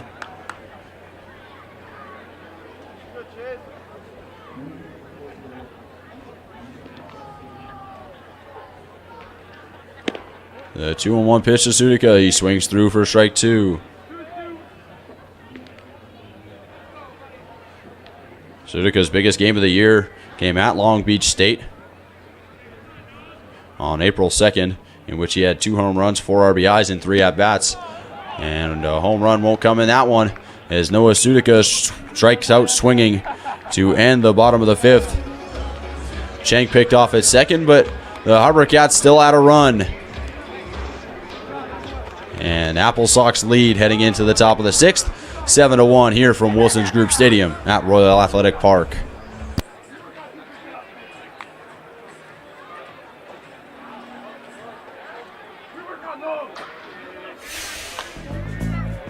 At CalTire.com, you can book appointments, find promotions, and read the latest customer reviews. Start your tire purchase at CalTire.com today.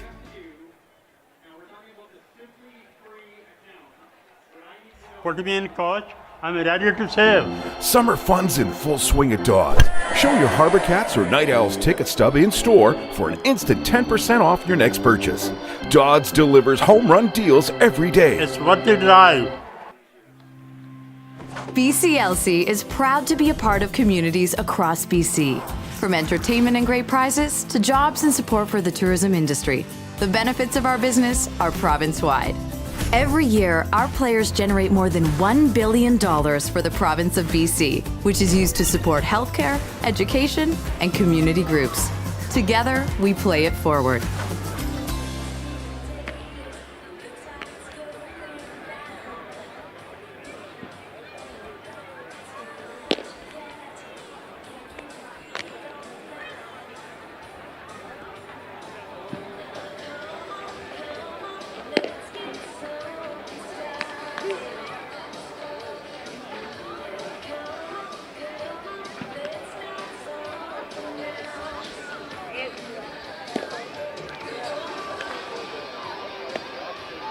Pitching for your HarbourCats from Seattle University, number 3, Hudson Shue.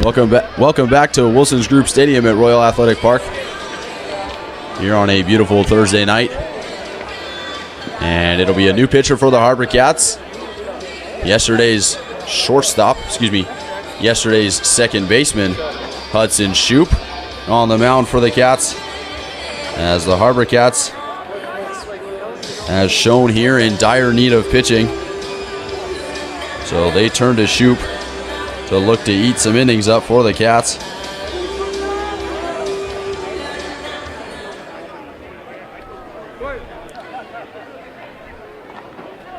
So he'll face the leadoff man, Joichiro Oyama. Check swing, but a called strike anyways from home plate umpire Jaden Sabin.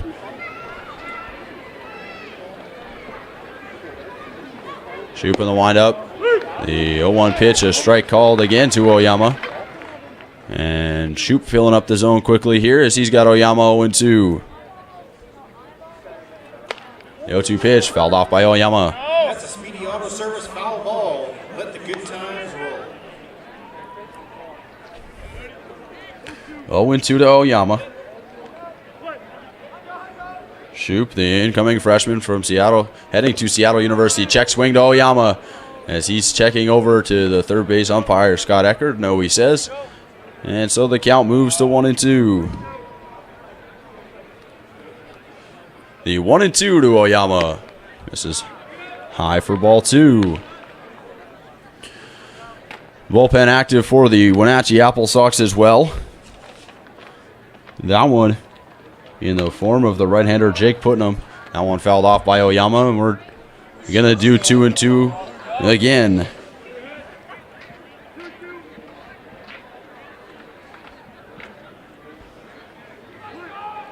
So 2-2 again. The pitch from Hudson Shoup. Swung on and rounded down the first base line. Foul. And again, we'll stay at 2-2. A big shout out to all of those watching on Shaw TV tonight.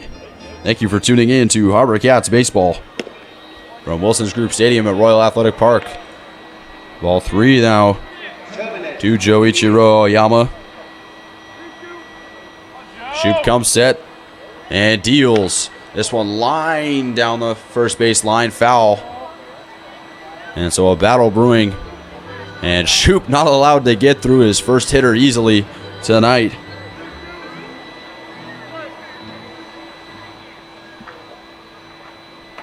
So the 3-2 pitch. Low for ball 4, and Oyama works his way to first with a great plate appearance there.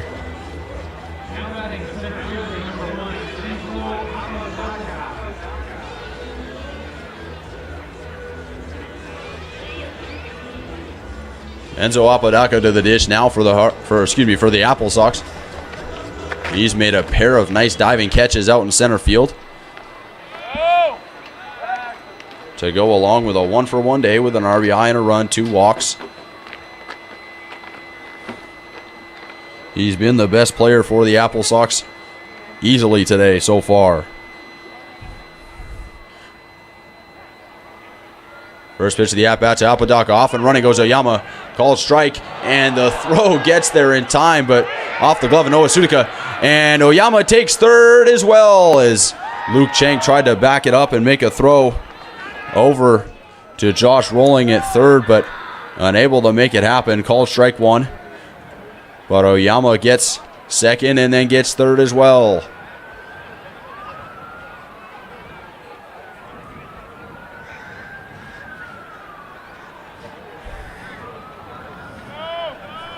So counted 0-1.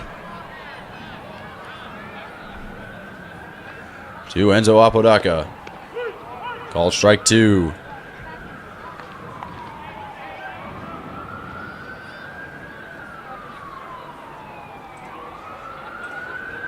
Shoop from West Richland, Washington, in his second appearance for the HarbourCats this year, through 5 innings against Port Angeles on June 2nd. And he'll look to eat up quite a few innings for the HarbourCats again tonight. This one grounded on the first base line, just foul, says first base umpire Ethan McNamara.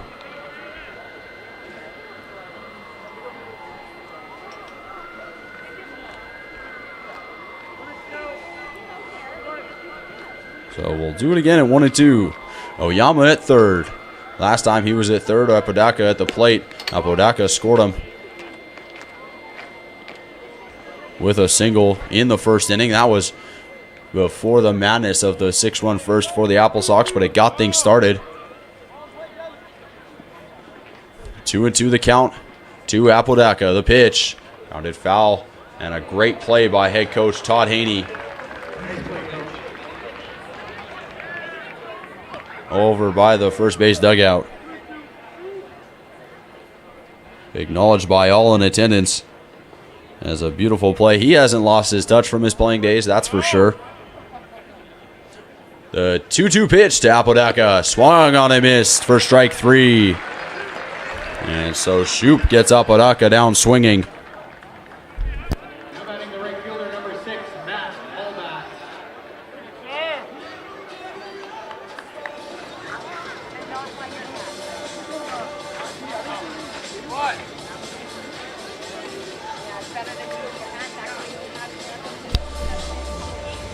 So Shoop strikes out Apodaca on the 89-mile-per-hour fastball, and that'll bring up the right fielder, Matt Halbeck.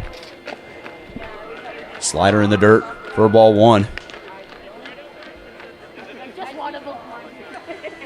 Count it 1-0 to the right fielder, Matt Halbeck. Halbeck in today's game, 1 for 3 with a run.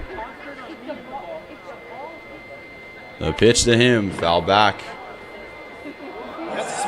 And caught in the netting.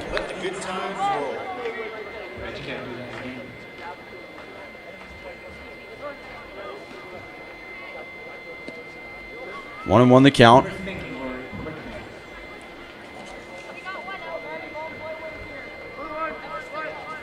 Matt Halbeck at UCSD. The 1-1 pitch to him, fouled off again. Over towards the food trucks. Out of play on the first base side. So 1-2 the count now to Halbeck. Shoop comes set. Oyama leading from third. The pitch to Hallback. This one lined into center field. It may or may not be deep enough, but it'll fall for a base hit as Joseph Redfield comes on but can't make the play. And it'll be an RBI single for Matt Hallback as that one falls in for a base hit. And the AppleSox extend their lead now to 8-1. That one fell in just in front of Joseph Redfield, not close enough to dive for it. As well, not close enough to make it on the run, unfortunately. So Hallback on with one out and the RBI single for him. The first pitch to the 4-hole hitter, Ezra Samperi, is ball one. Samperi doing the catching duties for the AppleSox in today's game. He caught in game one. Pickoff move there from Hudson Shoop. A real quick pickoff move from the athletic primary infielder. But in a game like this, a guy who's done a little bit of pitching in high school, he looks to eat some innings up. Swing and a miss from Samperi in the dirt. First strike one.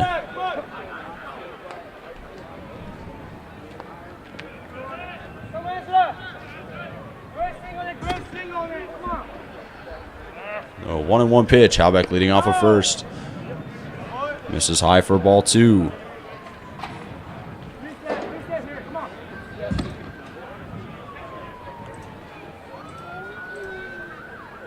Shoop as a hitter in 28 at-bats, hitting .214.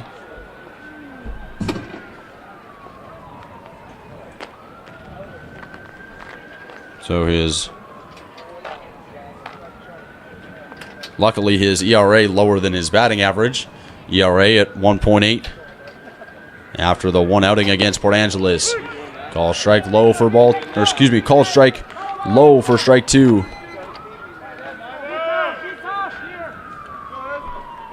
Hallback leads off the first. Luke Stuka on deck. The pitch from Shoop to Ezra Samperi catches him on the head, and he'll make his way to first base. He looks to be okay. Off the pitch that skimmed off his head from Hudson Shoop. So runners on first and second. Stuka to the plate for the AppleSox.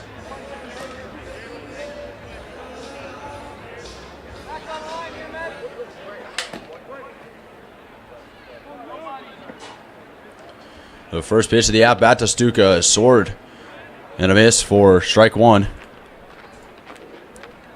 A nearly ideal way to start the at-bat for Shoop. He's now got every option in his arsenal. He could go fastball in, he could go fastball away. You go changeup in, go changeup away. You could even go an off-speed at any spot in the zone. He goes fastball high and misses for ball one.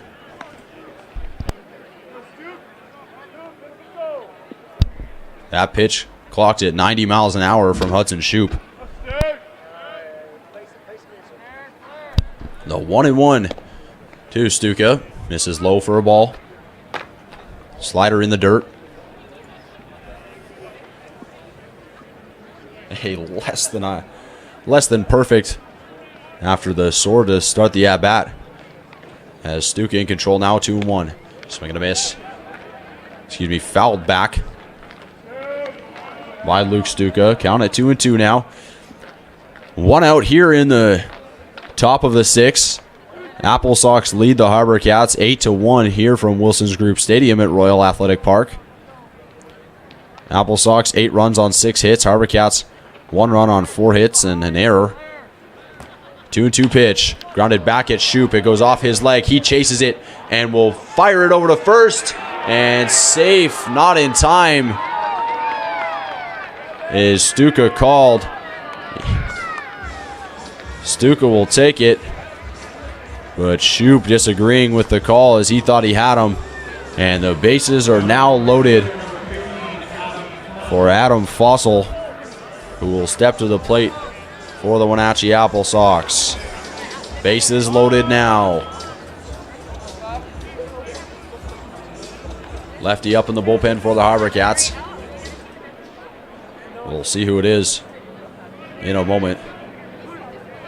The second half of the doubleheader between the Bend Elks and the Yakima Valley Pippins underway right now. We'll get to the out-of-town scoreboard in just a moment. The first pitch to Fossil misses for ball 1. So Elks beat the Pippins in game 1 of the doubleheader. Bend Elks beating the Pippins again in the second half of the doubleheader. In the bottom of the third, they're up 2-0. Portland Pickles beating the Richfield Raptors in Portland 4-0. The 1-0 pitch swung and a miss by Adam Fossil. The bottom of the fifth at Elk Stadium in Kelowna. The Nanaimo Night Owls leading the Kelowna Falcons 6-1. Corvallis Knights leading the Walla Walla Sweets 5-3 in the top of the sixth at Goss Stadium in Corvallis, Oregon. This one grounded up the middle. Great play by Sudica over to the second baseman Chang, and Chang drops it. And so in to score is Matt Halbeck, but just so close there from the middle infield pairing of Sudica and Chang to turning the double play and getting the HarbourCats out without allowing anything else. An unbelievable diving play from Sudica at short. He flips it to Chang, and it goes off the bottom of Chang's hand, probably close to his wrist on his throwing hand as he tried to barehand it. And they won't even get one, so bases loaded still. Now for Iva Arquette, the shortstop. He looks at ball 1 in the dirt. And the other game in action, the Bellingham Bells and Port Angeles Lefties tied at 3 in the bottom of the sixth at Joe Martin Field in Bellingham, Washington. The 1-0 pitch, called strike 1. The Bells, as well as the Kamloops Northpaws, the two teams ahead of the HarbourCats in the standings for the North Division lead. Bellingham in first. Northpaws in second. Northpaws not in action tonight. 1-1 pitch. Misses down low for ball 2. As the Kamloops Northpaws to start a weekend series against the Port Angeles Lefties at Norbrook Stadium in Kamloops, beginning tomorrow night. That one swung on and missed for strike 2 by Arquette. So following this game against the Bells, the Lefties will stay in Bellingham and then head to Kamloops tomorrow morning. Swung on a miss for strike 3 as Shoop with a big strikeout, and that'll be out number 2. For those of you just joining us here, 2 outs now in the top of the sixth. Grant Sherrod to the plate. If you're just joining us, AppleSox with 6 in the first have tacked on 1 in the fifth and 2 here in the top of the sixth. HarbourCats had 1 in the bottom of the fifth. But the AppleSox leading 9-1 here from Wilson's Group Stadium at Royal Athletic Park in the rubber match of this 3-game set against the HarbourCats. The 1-0 pitch from Hudson Shoop, called strike 1.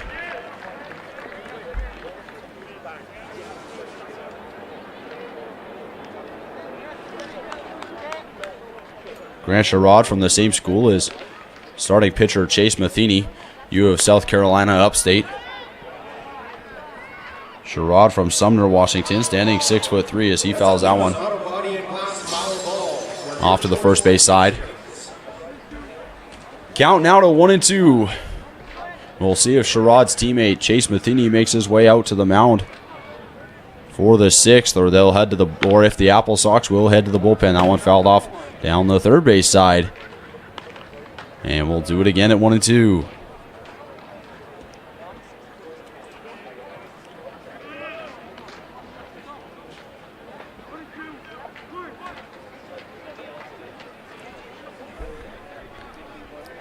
One and 2 count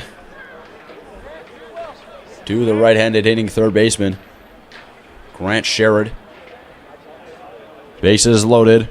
A chance to put a couple more on the board, but Hudson Shoop would like to do the opposite, and he does. He gets him swinging for strike 3, and Hudson Shoup walks off the mound as the HarbourCats allow 2 more to the AppleSox. They now lead. AppleSox now lead 9-1 here from Wilson's Group Stadium at Royal Athletic Park. We'll take a break and be right back on Shaw TV.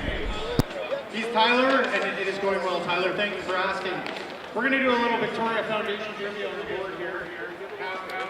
I'm going to let you in on a secret. Nobody's got one of these right yet, so. But we're going to be the guy. It's the year 2035, and Canada is powered by reliable, affordable, renewable electricity. More than 75,000 renewable energy workers are employed every year. We're healthier and helping manage climate change. More of our lives are powered by this affordable, reliable electricity. And Indigenous nations, communities, and cooperatives benefit from the renewable energy projects they own and operate. Now we can confidently say that this vision is possible. So how do we do it? Wind, solar, energy storage, energy efficiency, modernizing Canada's electricity system.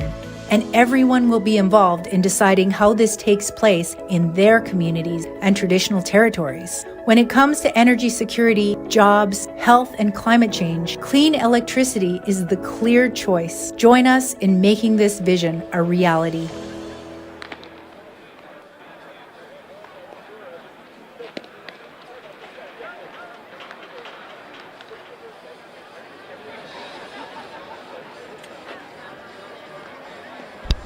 Back to the top of the order for the HarbourCats in the form of Jesse Brown, the right fielder in tonight's game.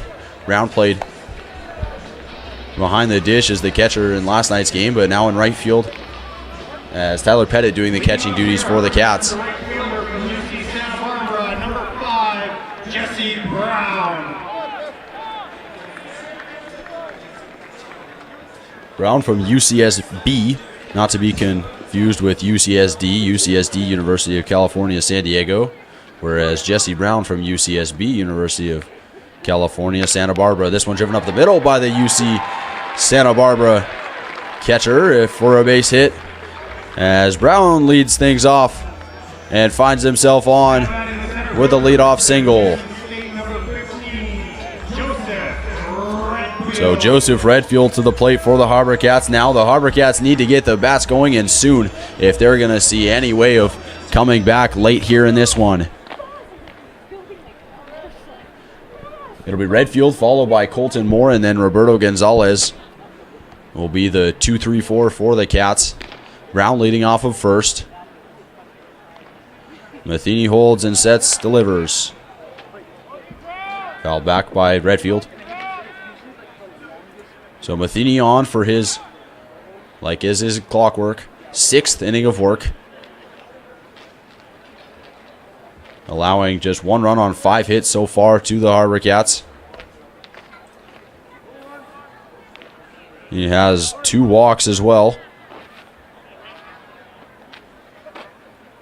4 strikeouts to go along with those 2 walks. Pickoff move over to Stuka at first. And Brown back in safely.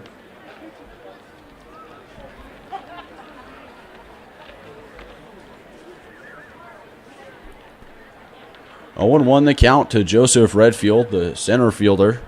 He's made a couple nice plays heading towards the fence today.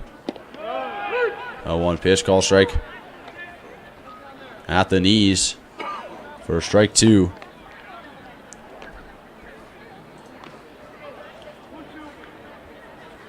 Redfield with a 942 OPS in 71 plate appearances so far this season, batting .351. The 0-2 pitch to Joseph Redfield coming from Chase Matheny. Off goes Brown, swung on and missed by Redfield. Brown in and called out as he didn't slide, and a strike him out, throw him out for the Wenatchee AppleSox, and it just makes you shake your head as head coach Todd Haney at third base standing in disbelief. So an opportunity with 1 on and nobody out quickly turned into The 3-hole hitter, Colton Moore, up with nobody on and 2 out.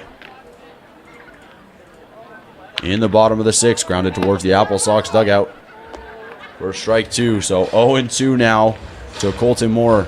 Just 3 pitches ago, a mere 3 pitches ago. HarbourCats with a runner on first in the speedy Jesse Brown. And one of the best hitters in the HarbourCats lineup in the form of Joseph Redfield at the plate, and he strikes out, and the speedy Jesse Brown thrown out at second. 1-2 to the count. Now to Colton Moore in left field today. The 1-2 pitch to him. That one flown into left field. Backing up is the left fielder Adam Fossil underneath it, and he makes the play for out number 3. What began as a promising bottom of the 6th quickly turned sour for the HarbourCats. To strike him out, throw him out. Courtesy of the starter Chase Matheny and the catcher Ezra Samperi. Shut it down for the HarbourCats. We head to the top of the 6th. AppleSox lead your HarbourCats 9-1 here from Wilson's Group Stadium at Royal Athletic Park. Today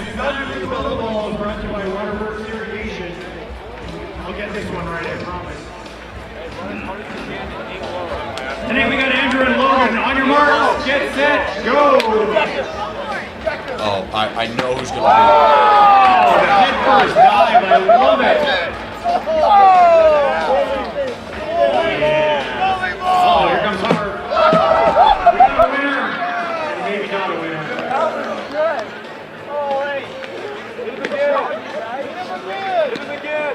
Then again, he's going to jump the waterworks here again. Thank you for the shares and providing security to all the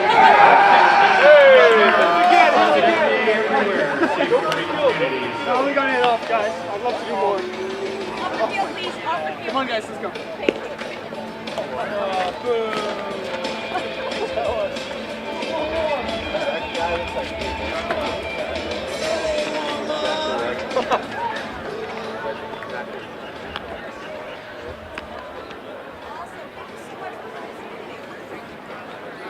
Hey, he's DHing.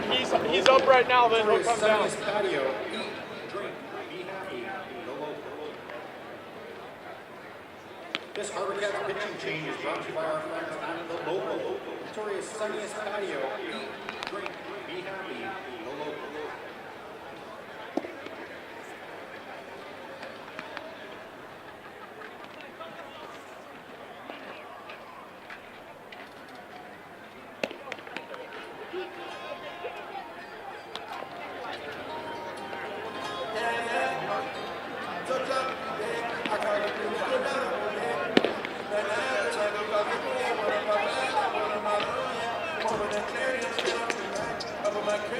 Leading off for the AppleSox, the designated hitter, number 28, Andrew Hayes.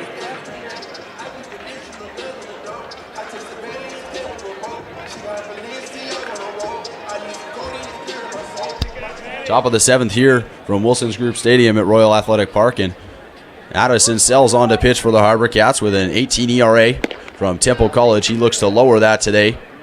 The lefty, standing 6 feet tall, from Helotes, Texas. He'll face the right-handed hitter Andrew Haight to start things off in the 7th. Second pitch of the at-bat misses for ball 1.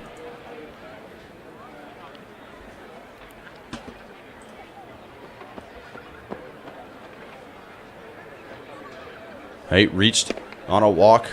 The only time he's been on base so far today, 2 strikeouts. To go along with the walk, count now to 1-2.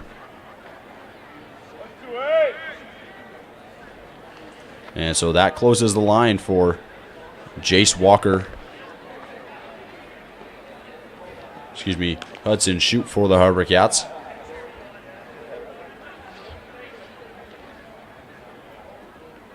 Two and two the count now. To Haight. The 2-2 to Haight. Misses for ball 3.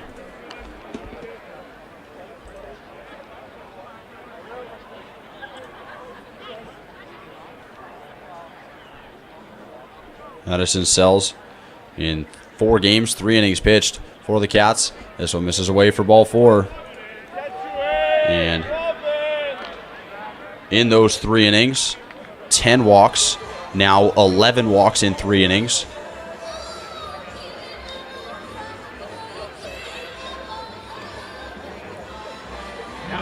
Michael Socalis on to first base in replacement for Roberto Gonzalez.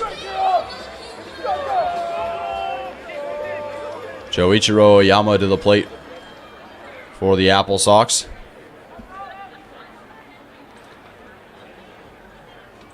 Oyama to the plate for his 5th plate appearance of the game. First pitch of ball at 91 miles an hour from Addison Sells. Sells can really throw it, just often not near the zone, with 11 walks in 3 innings so far this year as a HarbourCat. That one barely misses Joichiro Oyama as he has to dive out of the way on the 78-mile-per-hour curveball. Count it 2-0. Oyama 1 for 2 with 2 walks, 2 runs in today's game. He has been hot in this series against the HarbourCats. 2-0. Misses away for ball 3. Andrew Haight leading off from first.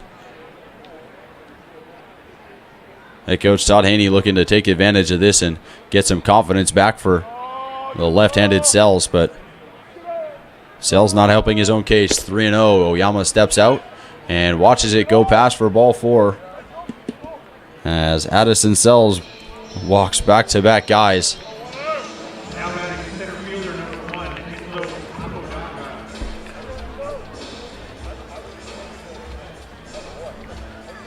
Head coach pitching coach Mark Pikazek out to talk to Sells on the mound.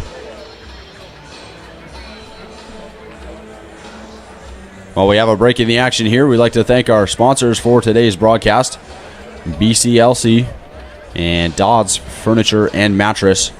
A big thank you to them for sponsoring today's broadcast, as well as thank you to all those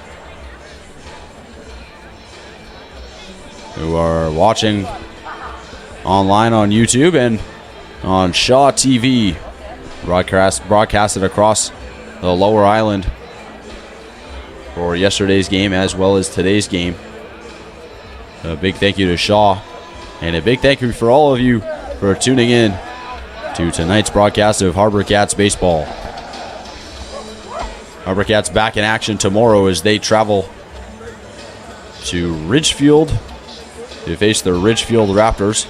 That'll be a Friday, Saturday, Sunday series. Then following that, they'll return home for Tuesday, Wednesday, Thursday, the 28th, 29th, and 30th against the Cowlitz Black Bears here at Wilson's Group Stadium at Royal Athletic Park as they continue their quest to the West Coast League Finals as they did in 2019.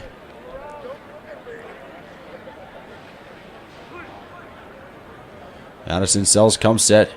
He's got Enzo Apodaca 0-1 already. The second pitch, the at-bat, misses high for ball 1. The HarbourCats walked 10 hitters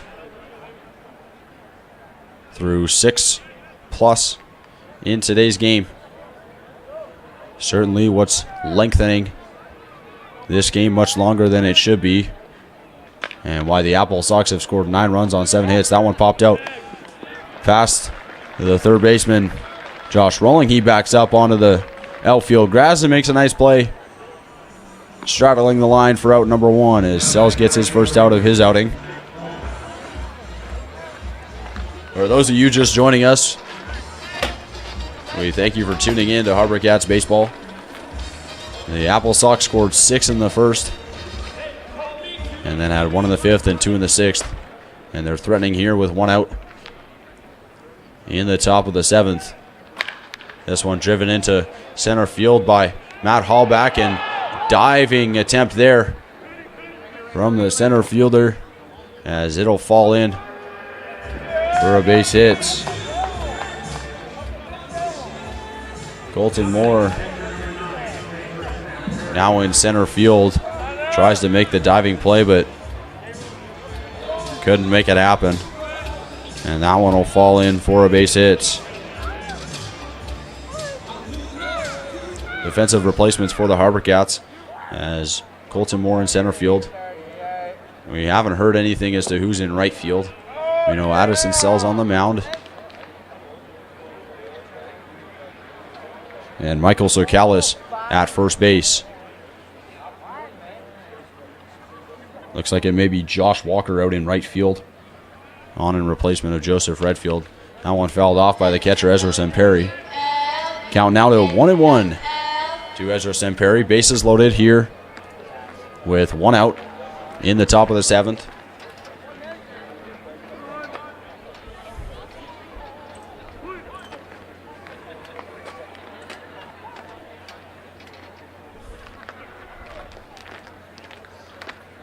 So 1-1 to Semperi, misses outside for ball 2.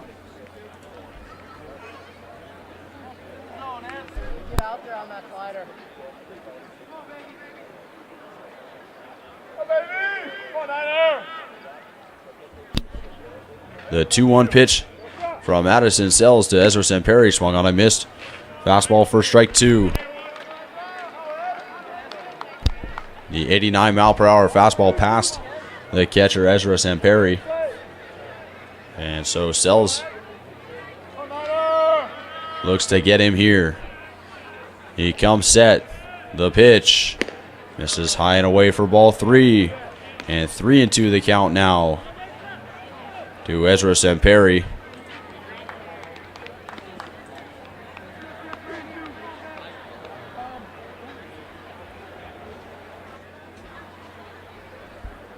Semperi still looking for his first hit of the West Coast League season. This one fouled off. That's a speedy auto service foul ball. Let the good times roll. Semperi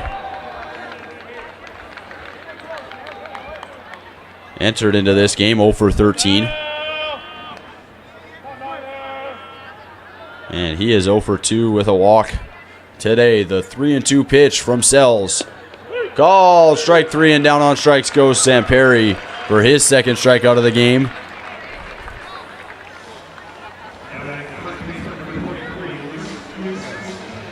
And Sells with his first strikeout of the inning. That'll rig up the first baseman, Luke Stuka. Stuka 2 for 4 with a run so far today in his 4 trips to the plate. That one misses in for a ball. Clocked in at 90 miles an hour.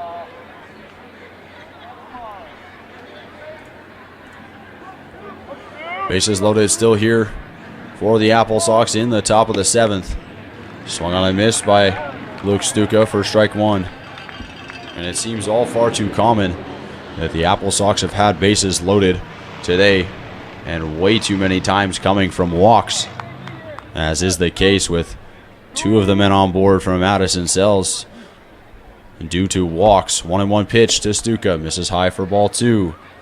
Having a tough time locating that off-speed pitch, though to be honest, having a tough time locating the fastball as well. Sells 27 pitches, 16 of them for balls. Not a percentage that a pitching coach is going to love. Fouled off the third base side for Stuka. And they count now to 2-2. 2 outs here in the top of the 7th as the sun on its way down in Victoria. Only the soccer grandstand still with some sunshine. Down the third base side. Sells comes set. The 3-2 pitch. The 2-2 pitch. Swung on and missed from Stuka. And that'll be out number 3. 2 strikeouts there for Addison Sells to go along with his pair of walks. But he gets out of it cleanly. And the AppleSox leave 3 stranded. Bases loaded. HarbourCats will head to the bottom of the 2nd. The bottom of the 7th. It's stretch time from RAP. We'll be back here from Wilson's Group Stadium at Royal Athletic Park. Stretch it out, sing, take me out to the ball game.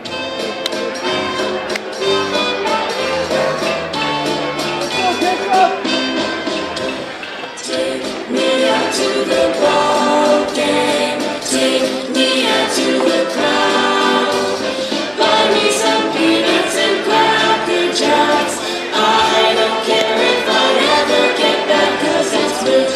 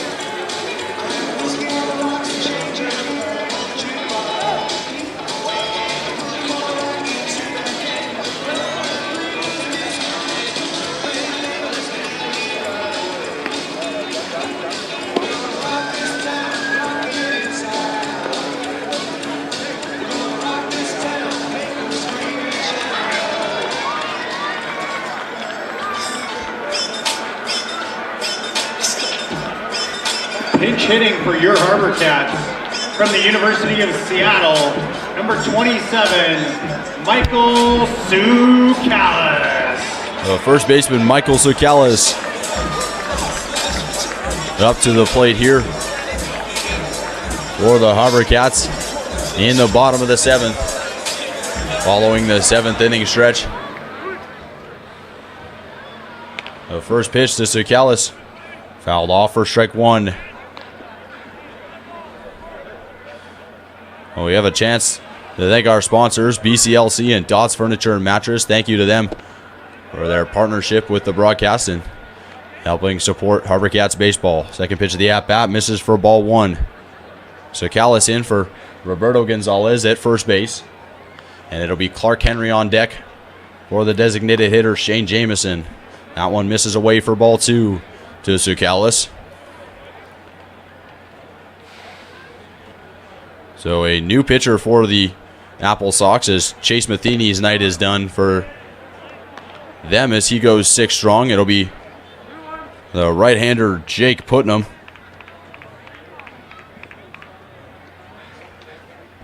Count to 3-1 now to Soukalis. The pitch.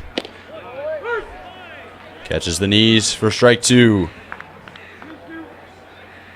Jake Putnam from Santa Clara University, the sophomore.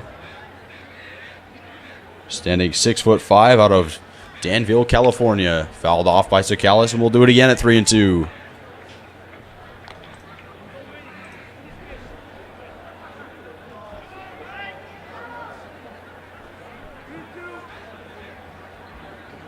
Jake Putnam with just 1 outing so far for the AppleSox this year. In 1 2/3 has a 5.4 ERA. That one swung on and missed by Soukalis, pitch in the dirt. As Putnam gets his first batter he sees for strikeout and out number 1. So pinch hitting for the HarbourCats from UTSA will be number 17, Clark Henry. Henry started yesterday's game for the HarbourCats. He was 1 for 3 with a walk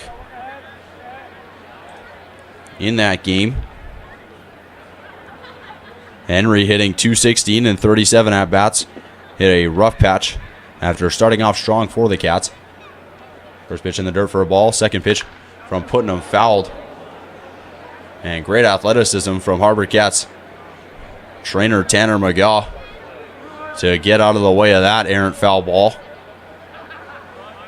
Just some elite athleticism shown by the trainer. A 1-1 pitch. Catches the plate for strike 2.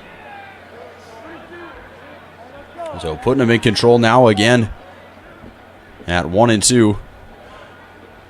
To the pinch hitter, Clark Henry. It'll be Tyler Pettit in his usual spot on deck. Called strike 3 for out number 2 as Henry goes down on strikes. And that'll bring up the Trinity University catcher, Tyler Pettit, to face Putnam with 2 outs here in the 7th. One of the things that's been muted in this series is after the little scuffle post-game by the Strathcona party deck. After game 1 has been really quiet since. That one grounded over to the third baseman, Grant Sherrod. And Sherrod can't hang on to it, and it'll be an error called on Grant Sherrod as Tyler Pettit finds his way to first base.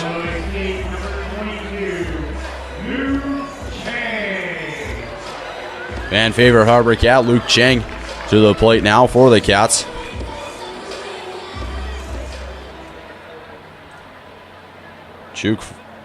Luke Cheng for the Cats. 1 for 2 with a strikeout as he looks at strike 1. In from Putnam. Tyler Pettit takes his lead off of first. Cheng digs back into the right side of the box to face the right-handed Jake Putnam. Putnam sets and delivers. In for strike 2. Putnam with 2 strikeouts already in this inning. He'll look to get his third and just allow himself to do it all himself as he steps off It'll be a funny laugh with him and the third baseman, Grant Sherrod, after the inning. Is if he gets the strikeout here, Sherrod makes the error, and Putnam goes, no, I'll do it myself. The 0-2 to Chang in the dirt for ball one.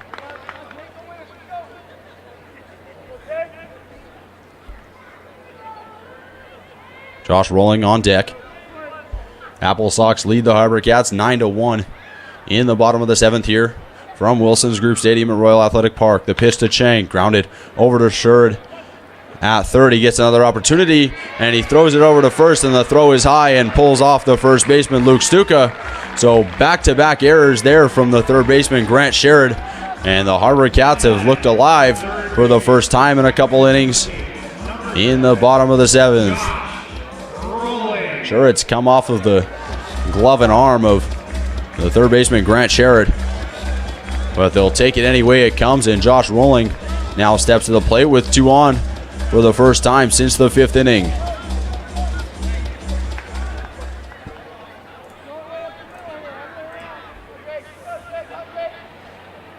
Rolling, the 6'3" infielder from Sacramento State, looks at strike one.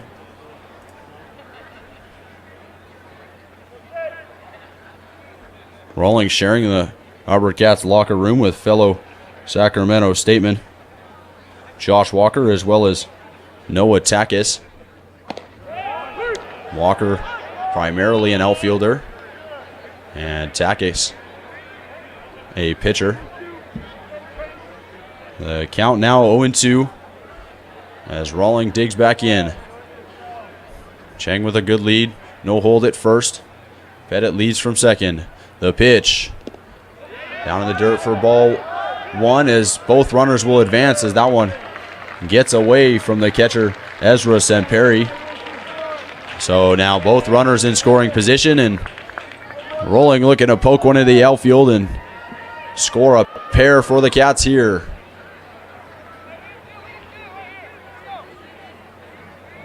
It'll be Noah Suduka on deck.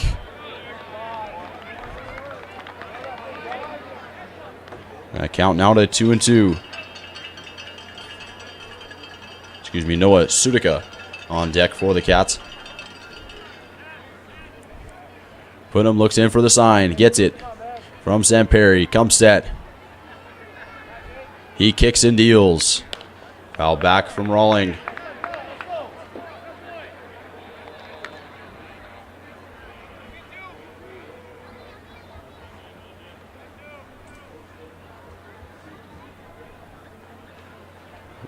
Rolling 0 for 0 with a walk so far today.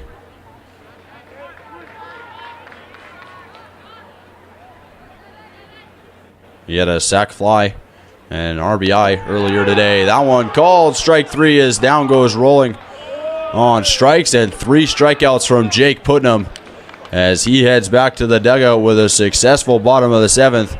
The HarbourCats head back to the dugout with head in hands looking for an answer.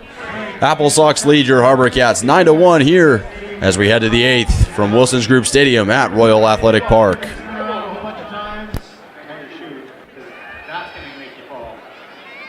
All right, heads down on your marks, get set, spin.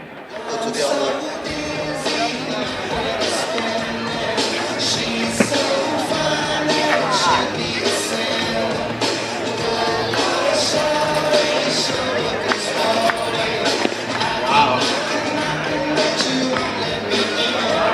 Oh, that's how you take out your opponent right there, folks.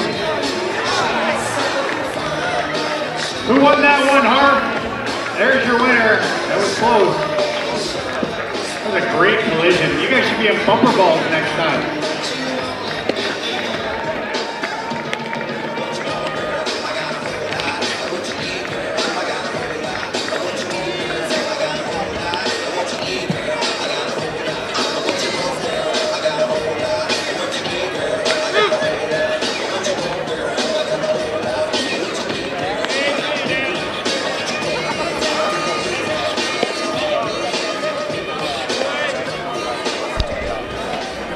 back to Wilson's Group Stadium at Royal Athletic Park.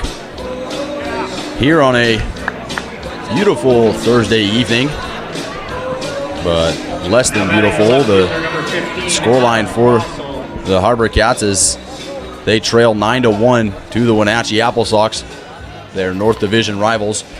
AppleSox won game 1 of the series on Tuesday night. HarbourCats won game 2 on Wednesday. And the AppleSox look primed to take the series here in the rubber match on Thursday night. First pitch, a called strike from the left-hander Addison Sells.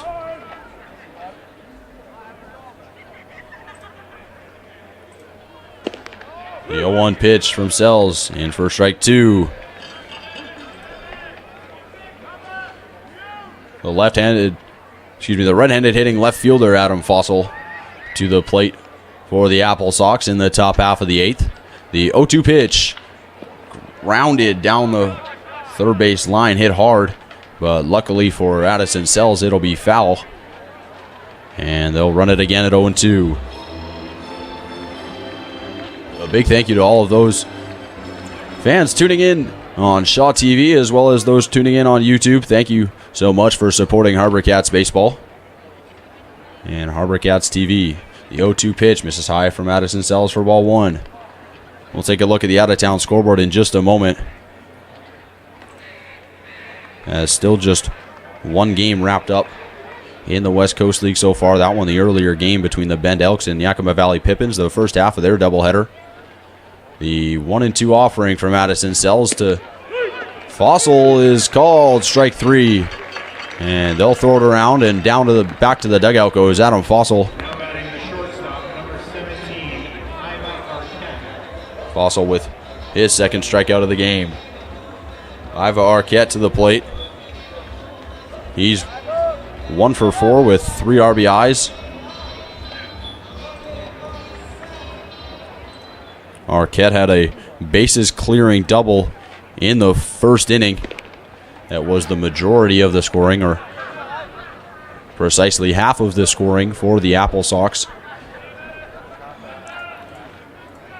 in that first inning, in which the AppleSox put up 6, and they haven't looked back since, holding the HarbourCats to just 1 run in the next 7 innings. Second pitch of the at-bat misses away for ball 2, as Addison Sells looks to find it once again. Bellingham taking the lead on Port Angeles in the bottom of the 7th from Joe Martin Field in Bellingham. Corvallis Knights up 8-5 on Walla Walla at Goss Stadium in Corvallis.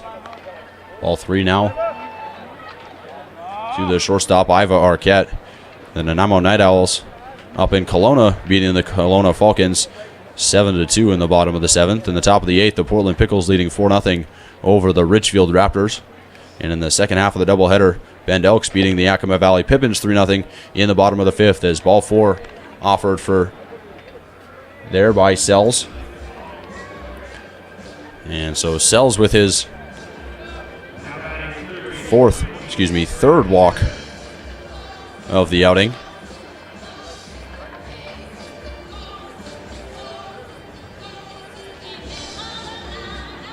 Sells not exactly a pitcher known for inducing contact. He has 3 strikeouts and 3 walks in an inning and a third.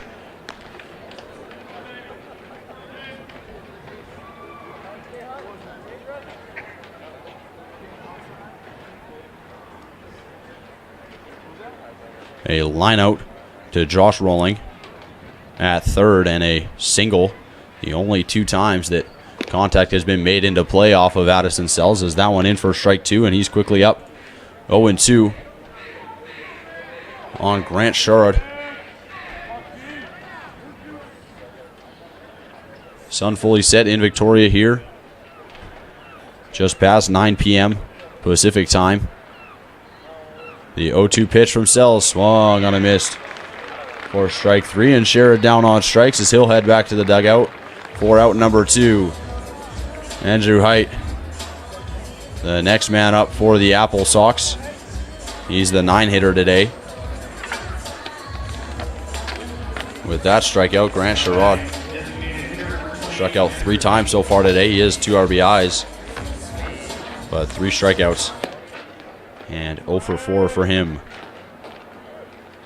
Sells, sets, and deals the first pitch to Andrew Haight. Is a strike. Iva Arquette on first. Defensive changes for the HarbourCats. Josh Walker in right field for Jesse Brown. Josh Blount in for Colton Moore in left. And Jesse Brown actually staying in the game at center field in replacement for Joseph Redfield. The pitch, the 0-2 pitch to Haight, and it'll fall over the head of the shortstop, Noah Suduka, excuse me. And Haight with a base hit. And the runners on the corners now with 2 outs here in the top of the 8th. AppleSox leading the HarbourCats 9-1. And back to the top of the order for Joichiro Oyama. Oyama in his 6th plate appearance of the game today. Oyama had 5 at-bats in yesterday's game, 3 for 5. He's 1 for 2 today with 3 walks. First pitch in for strike 1. So Andrew Haight on first. Iva Arquette, the shortstop, on third. Oyama at the dish. Apodaca waiting on deck. Addison Sells comes set and deals to Oyama. Called strike 2.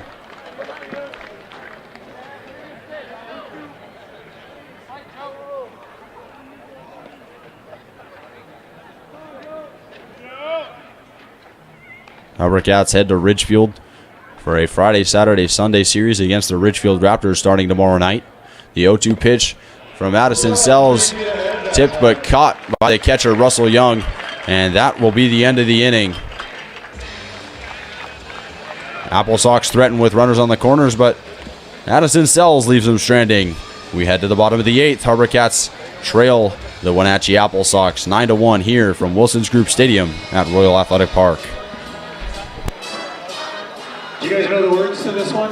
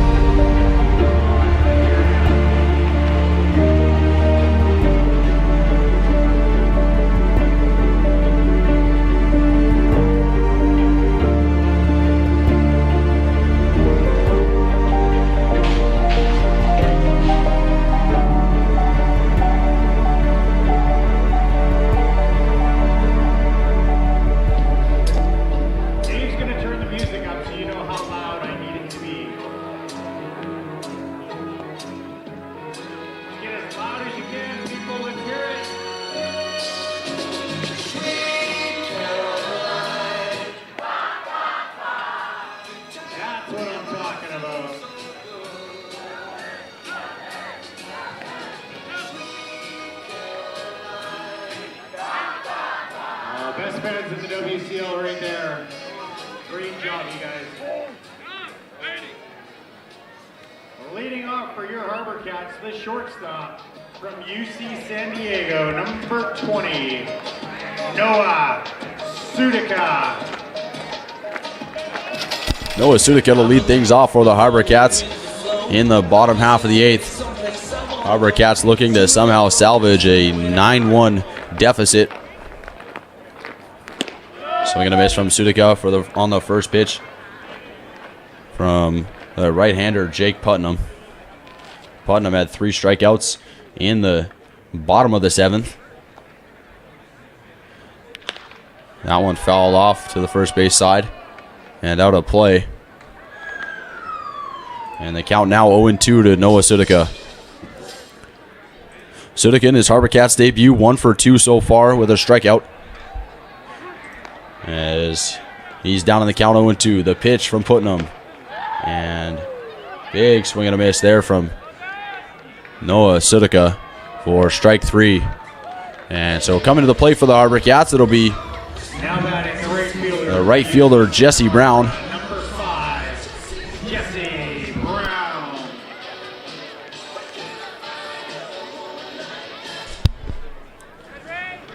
Jesse Brown to the plate for the HarbourCats with one out in the bottom of the 8th. Jake Putnam so far striking out every batter that he's seen so far. In a solid performance from him. A right-hander standing 6'5" from Santa Clara University, doing his job in relief of the starter Chase Matheny. Matheny's final line: 6 innings, 5 hits, 1 run, 2 walks, and 5 strikeouts. He faced 21 hitters. And this one driven out into left field by Jesse Brown, and for back-to-back days, Jesse Brown goes big fly. And a consolation as is, but Jake Putnam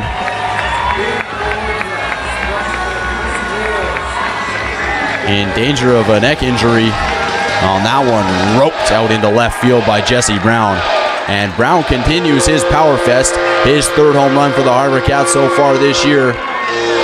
He's got 2 in league play and 1 in non-league play this weekend against the Coquitlam Angels. Brown had a home run in the 5th inning of last night's game, and now has a home run in the bottom of the 8th here. To the plate now, the Victoria native Josh Walker, as he looks at strike 1. HarbourCats cut the AppleSox deficit now to 7. They're going to need a lot more to catch, but the home run is nice. And Walker will look to find his way on to keep the line going. It'll be Josh Blount on deck for the HarbourCats. Blount will be on in replacement of the left fielder Colton Moore as Walker looks at strike 2. Walker, as mentioned, from Sacramento State. Played infield as a high schooler for the Victoria Mariners in Victoria.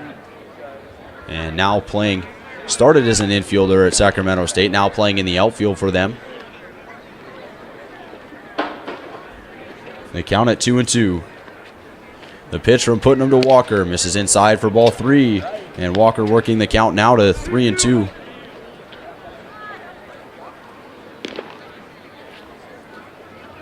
Walker, the sophomore, standing at 6'1", steps back in the left-hand side of the batter's box.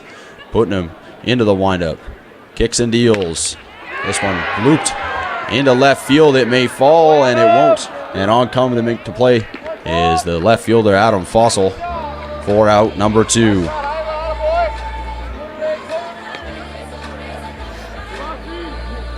So it'll be the pinch hitter Josh Blount on for the HarbourCats.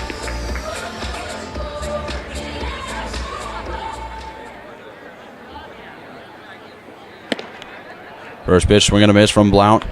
Blount hitting .083. Just 1 hit in his first 12 at-bats for the HarbourCats so far this year. Although in nearly miraculous fashion, Blount, 12 at-bats, 9 walks, 8 strikeouts. An interesting start to the summer for Blount. The 0-2 pitch to him. Misses low for ball 1.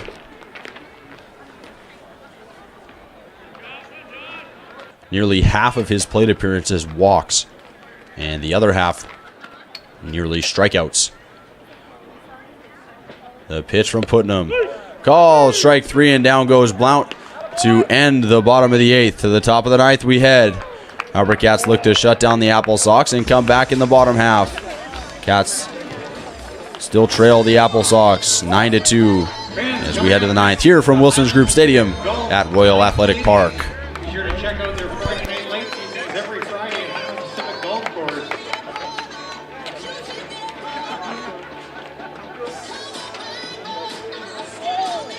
Thanks again to all the groups joining us tonight.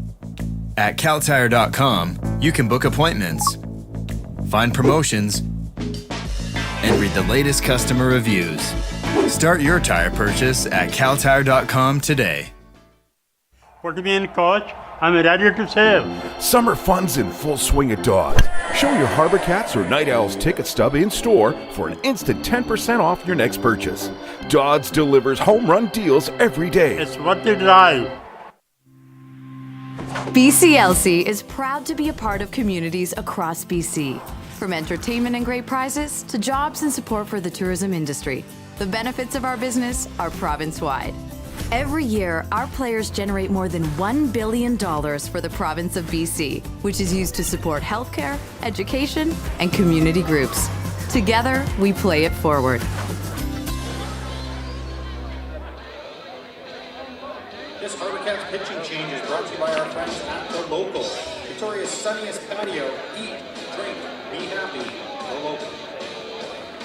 Now pitching for your HarbourCats from the University of Victoria, number 12, Jacob Papadinek.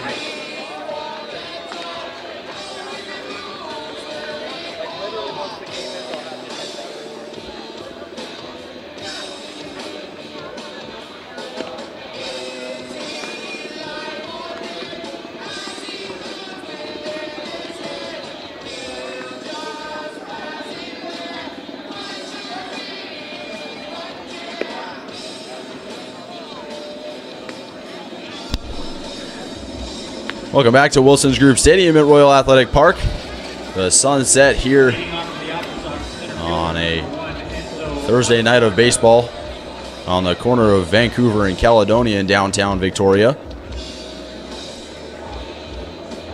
HarbourCats still trail the Wenatchee AppleSox 9-2 as Jacob Papadinek on to pitch for the HarbourCats as he throws one off of the head of Enzo Apodaca for the first pitch of his outing.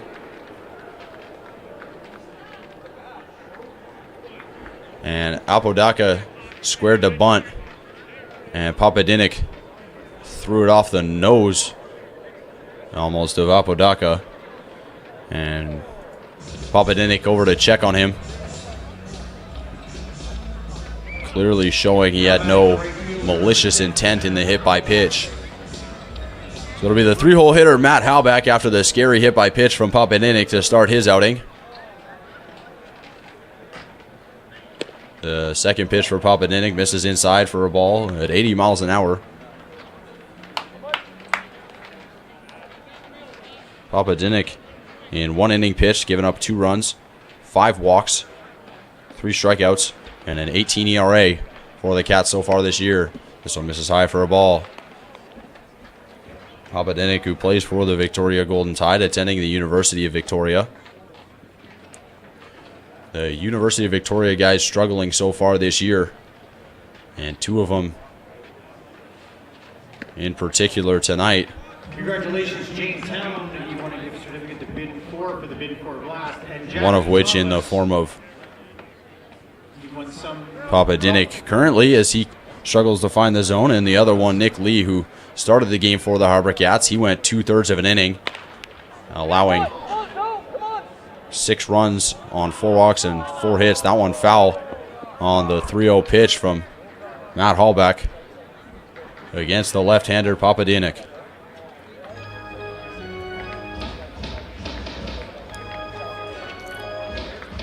Papadinek just looking to limp the HarbourCats to the finish line of this series, as the AppleSox stand 3 outs away from finishing off this series and calling it a win. Halbach grounds one to the shortstop Sudica, over to the second baseman Chang, over to the first baseman Sakalis. They get Apodaca at second, but not Halbach at first. Sudica had to go into the hole a little bit to make the play. He got the throw off to Cheng and got Apodaca at second, but not Halbach at first. So it'll be the catcher Ezra Samperi on with 1 out in the top of the 9th. The first pitch of the at-bat misses high at 82 miles an hour from Papadinek. He misses high, and it clanks off the glove of the catcher, Russell Young.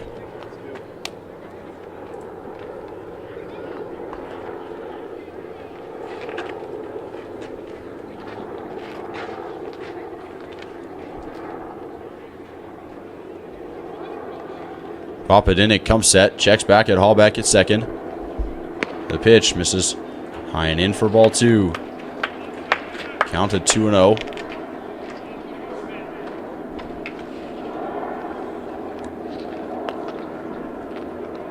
And what looked like a great bounce back game for the HarbourCats yesterday has turned into less so as the walks come back in droves for the Cats. On the mound again today. Swing and a miss there from Samperi for strike one. Cats had 4 walks in Nick Lee in his 2/3 of an inning pitched. Jace Walker with 4 walks himself in 5 1/3. But a great job by him to get them all the way to the 6th inning. Excuse me, to the 7th inning.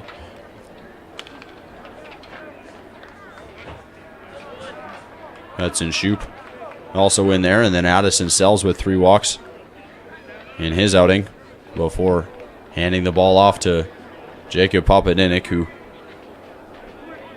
hit Enzo Apodaca to begin his inning. So 2-2 the count now to the catcher, Ezra Samperi. Papadinic comes set. Checks back at Halbach, the pitch. And that one behind Samperi. Russell Young struggles to keep it in front. And Halbach will advance on the wild pitch from Papadinic.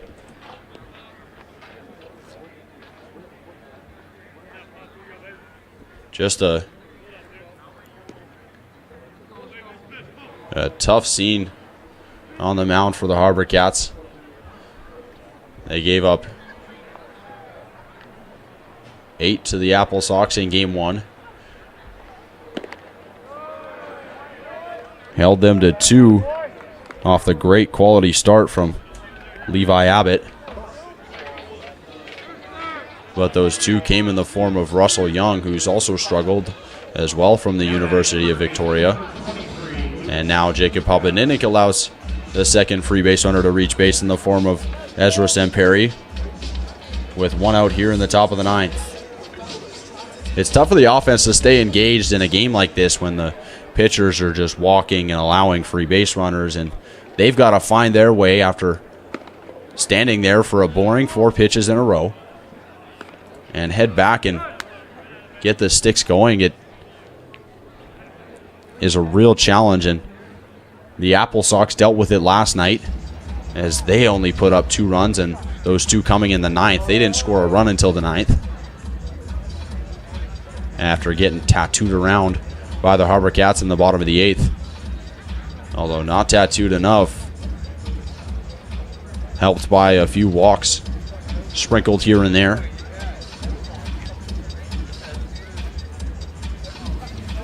As it's shown so far this year for the Victoria HarbourCats, the games that they are able to fill the zone, they're successful.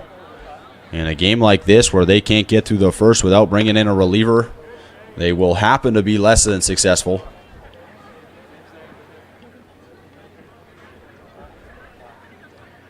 A starter in this West Coast League looking to get 4 or 5, maybe 6 innings.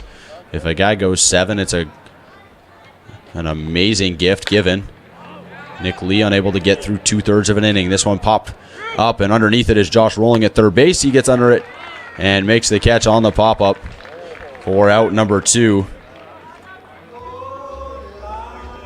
So Luke Stuka pops out to the third baseman, Josh Rolling.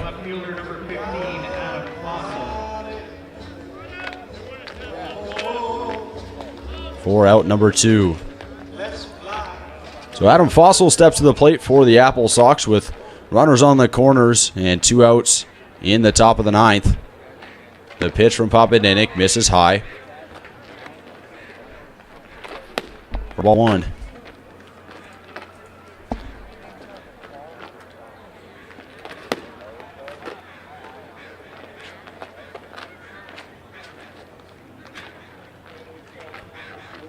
The 1-0 pitch misses in for ball 2.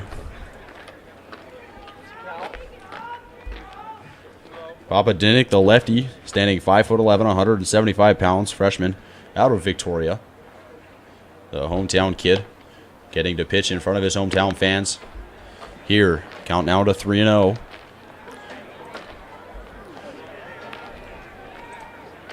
Adam Fossil 0 for 3 with 2 strikeouts, 2 walks tonight. He has an RBI as well.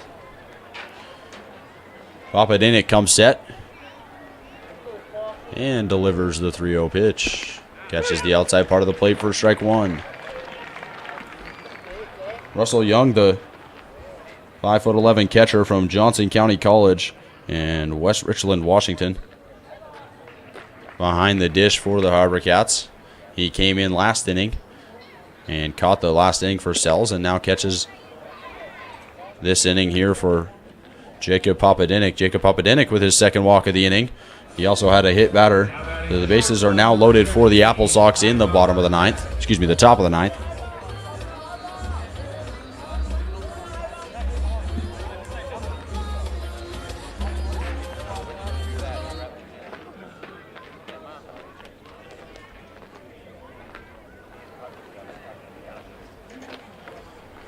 The first pitch of the at-bat to Iva Arquette.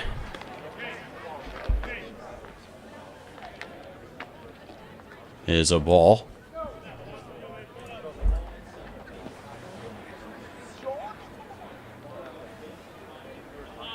Bases loaded for the AppleSox.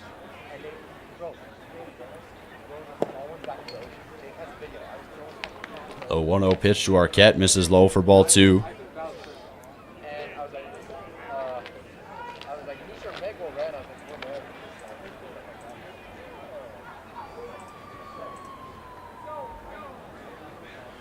Two and 0, grounded back to Papadinic on the mound. He runs it over to Sakalis at first, and he flips it, and it was much closer than it needed to be, as Arquette almost beats the flip over from Papadinic, and Papadinic gets out of it without allowing a run. Amazingly, HarbourCats will head to the bottom of the ninth, down 7. Is it miracle time for the Cats? We will see. Stay tuned. We head to the bottom of the ninth from Wilson's Group Stadium at Royal Athletic Park. The town of View Royal was able to purchase land to build a new public safety building using provincial gaming revenue from hosting Elements Casino Victoria. The new building has larger sleeping quarters, so volunteer firefighters can be on call, on site, and respond to emergencies even faster. The building isn't only home to the town's fire department, though. It also has space for public safety staff and a secondary emergency operations center, too. BCLC, we're community-minded, with your community in mind.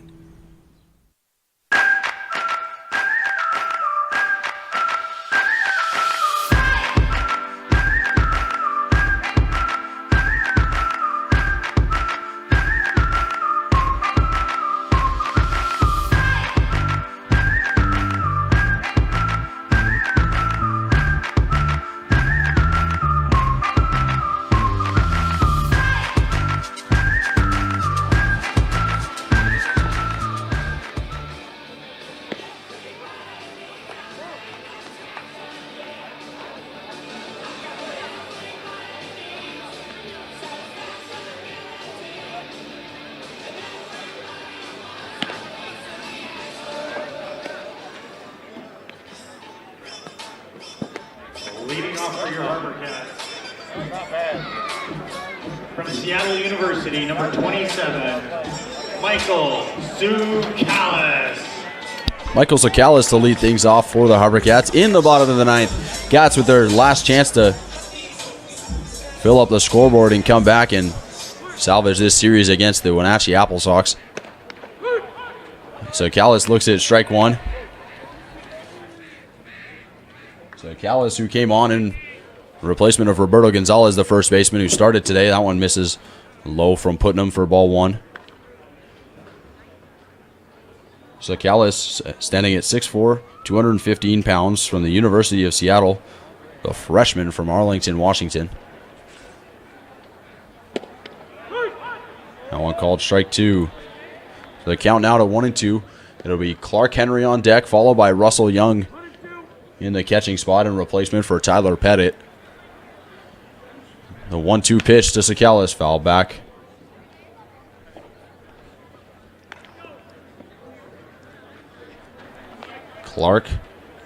Sakalis looking to salvage this at bat. HarbourCats looking to spark something in the ninth. They're 3 outs away from. That one looked low for ball 2.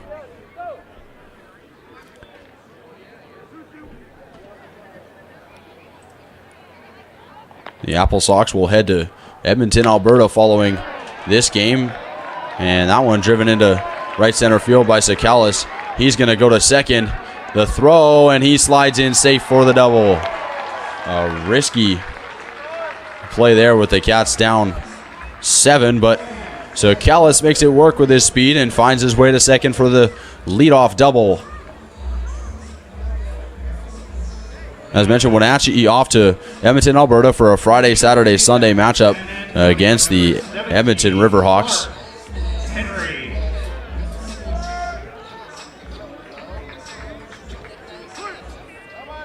Clark Henry from the University of Texas, San Antonio steps to the plate. He's batting .216 entering this game. So Callis leads from second. First pitch misses high to Henry for ball 1.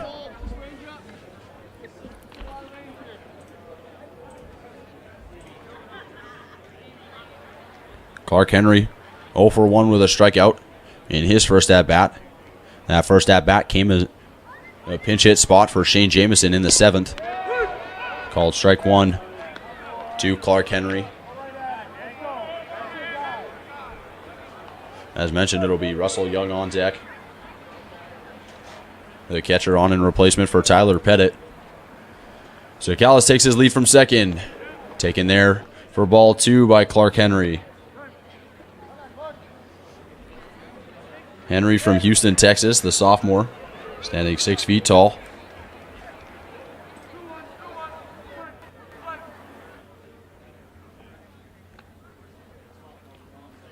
He doesn't have any doubles or home runs, but has a triple for the HarbourCats so far this year. Ball 3 taken.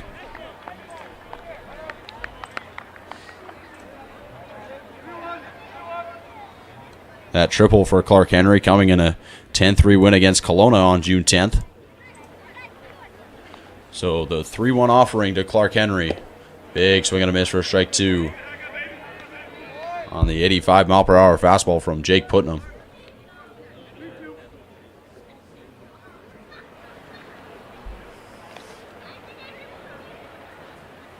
Putnam comes set. He kicks and deals. Misses low in the dirt for ball 4 as Clark Henry will be on as well with nobody out here in the 9th. And so the Cats looking to extend here and tack a couple on and just let the line roll as long as it wants to. The line scorer for tonight's game, AppleSox, 9 runs on 9 hits with 2 errors. HarbourCats 2 runs on 7 hits with 2 errors. Those walks really making the massive difference for the HarbourCats here tonight. First pitch called strike to Russell Young. Hitting in replacement of Tyler Pettit. It'll be Luke Cheng on deck. Cheng still at second base in the game. Henry leading off of first, Callis leading off of second. That one in the dirt from Putnam for ball 1. As a left-hander.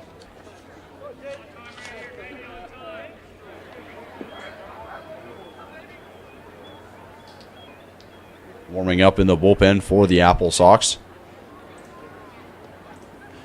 The 1-1 to Russell Young. This one driven out into center field. Underneath it is Enzo Apodaca. He's lost it, and he hasn't lost it as he's right underneath it and makes the play.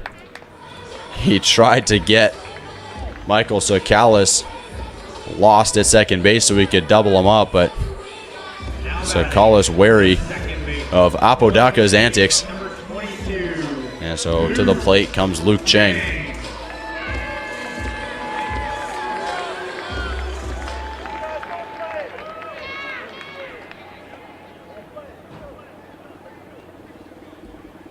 One out now here in the 9th.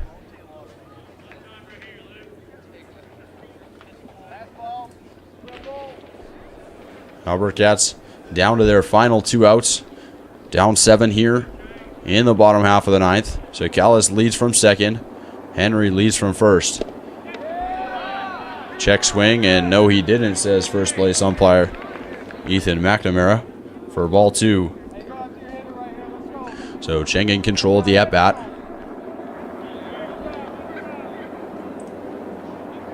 Cheng 1 for 3 with a strikeout today.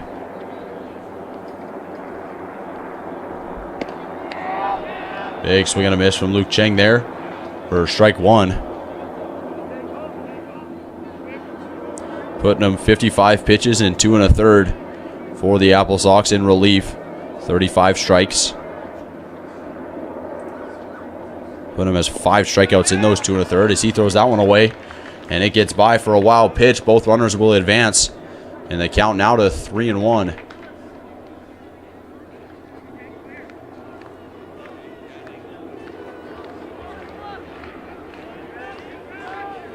Three and one the count. The limited number of fans here at RAP getting into it. HarbourCats down 7 on the 3-1 pitch to Luke Cheng. Misses inside for ball 4. Sakalis will come to the plate and score. And we'll hear that horn. HarbourCats make it 9-3. Runners on the corners now. AppleSox lead trimmed to 6. The third baseman from Sacramento State. Josh Rolling, the third baseman, to the plate now Rolling. for the Cats.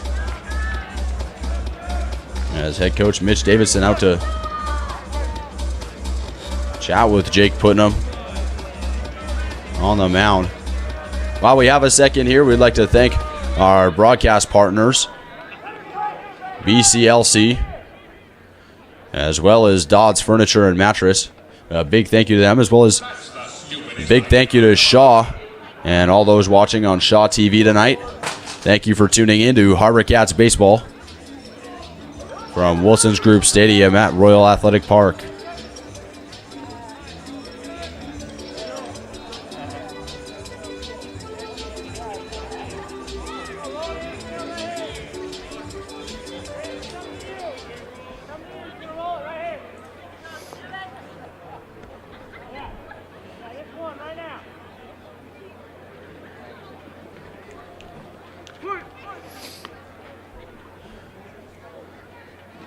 One out here in the 9th. First pitch to Josh Rolling, misses down for a ball. The fans here in Victoria excited and have a little bit of life, as well as the HarbourCats dugout for, I would say, the first time today. It's tough to start a game down 6 before you even pick up a bat. This one driven up the middle. Great play by Joichiro Oyama, and barehanded the play from Iva Arquette. A beautiful play there from Joichiro Oyama, but there goes that horn. HarbourCats have scored another. They make it 9-4, but an unbelievable diving play by Joichiro Oyama. Clark Henry comes in to score.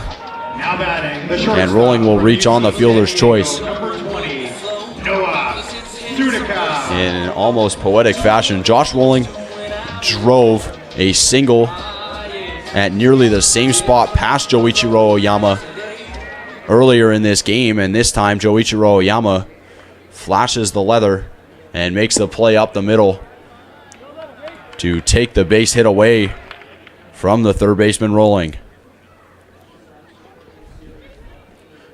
Cats put up 2 in the 9th so far. A 1-0 pitch to Noah Suduka is taken for ball 2. Suduka digs back in the box. Putnam sets and deals. This one flown high, but foul to the third base side and out of play. Count now 2-1.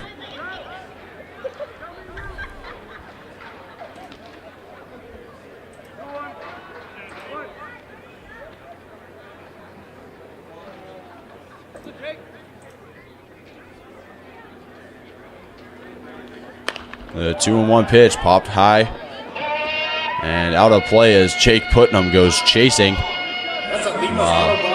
Everybody else in their right mind stays put, knowing that it's not going anywhere near the field of play. 2-2 the count now to Noah Sudica.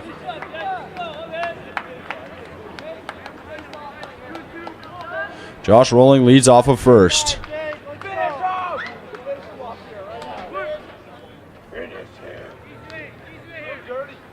Putnam comes set.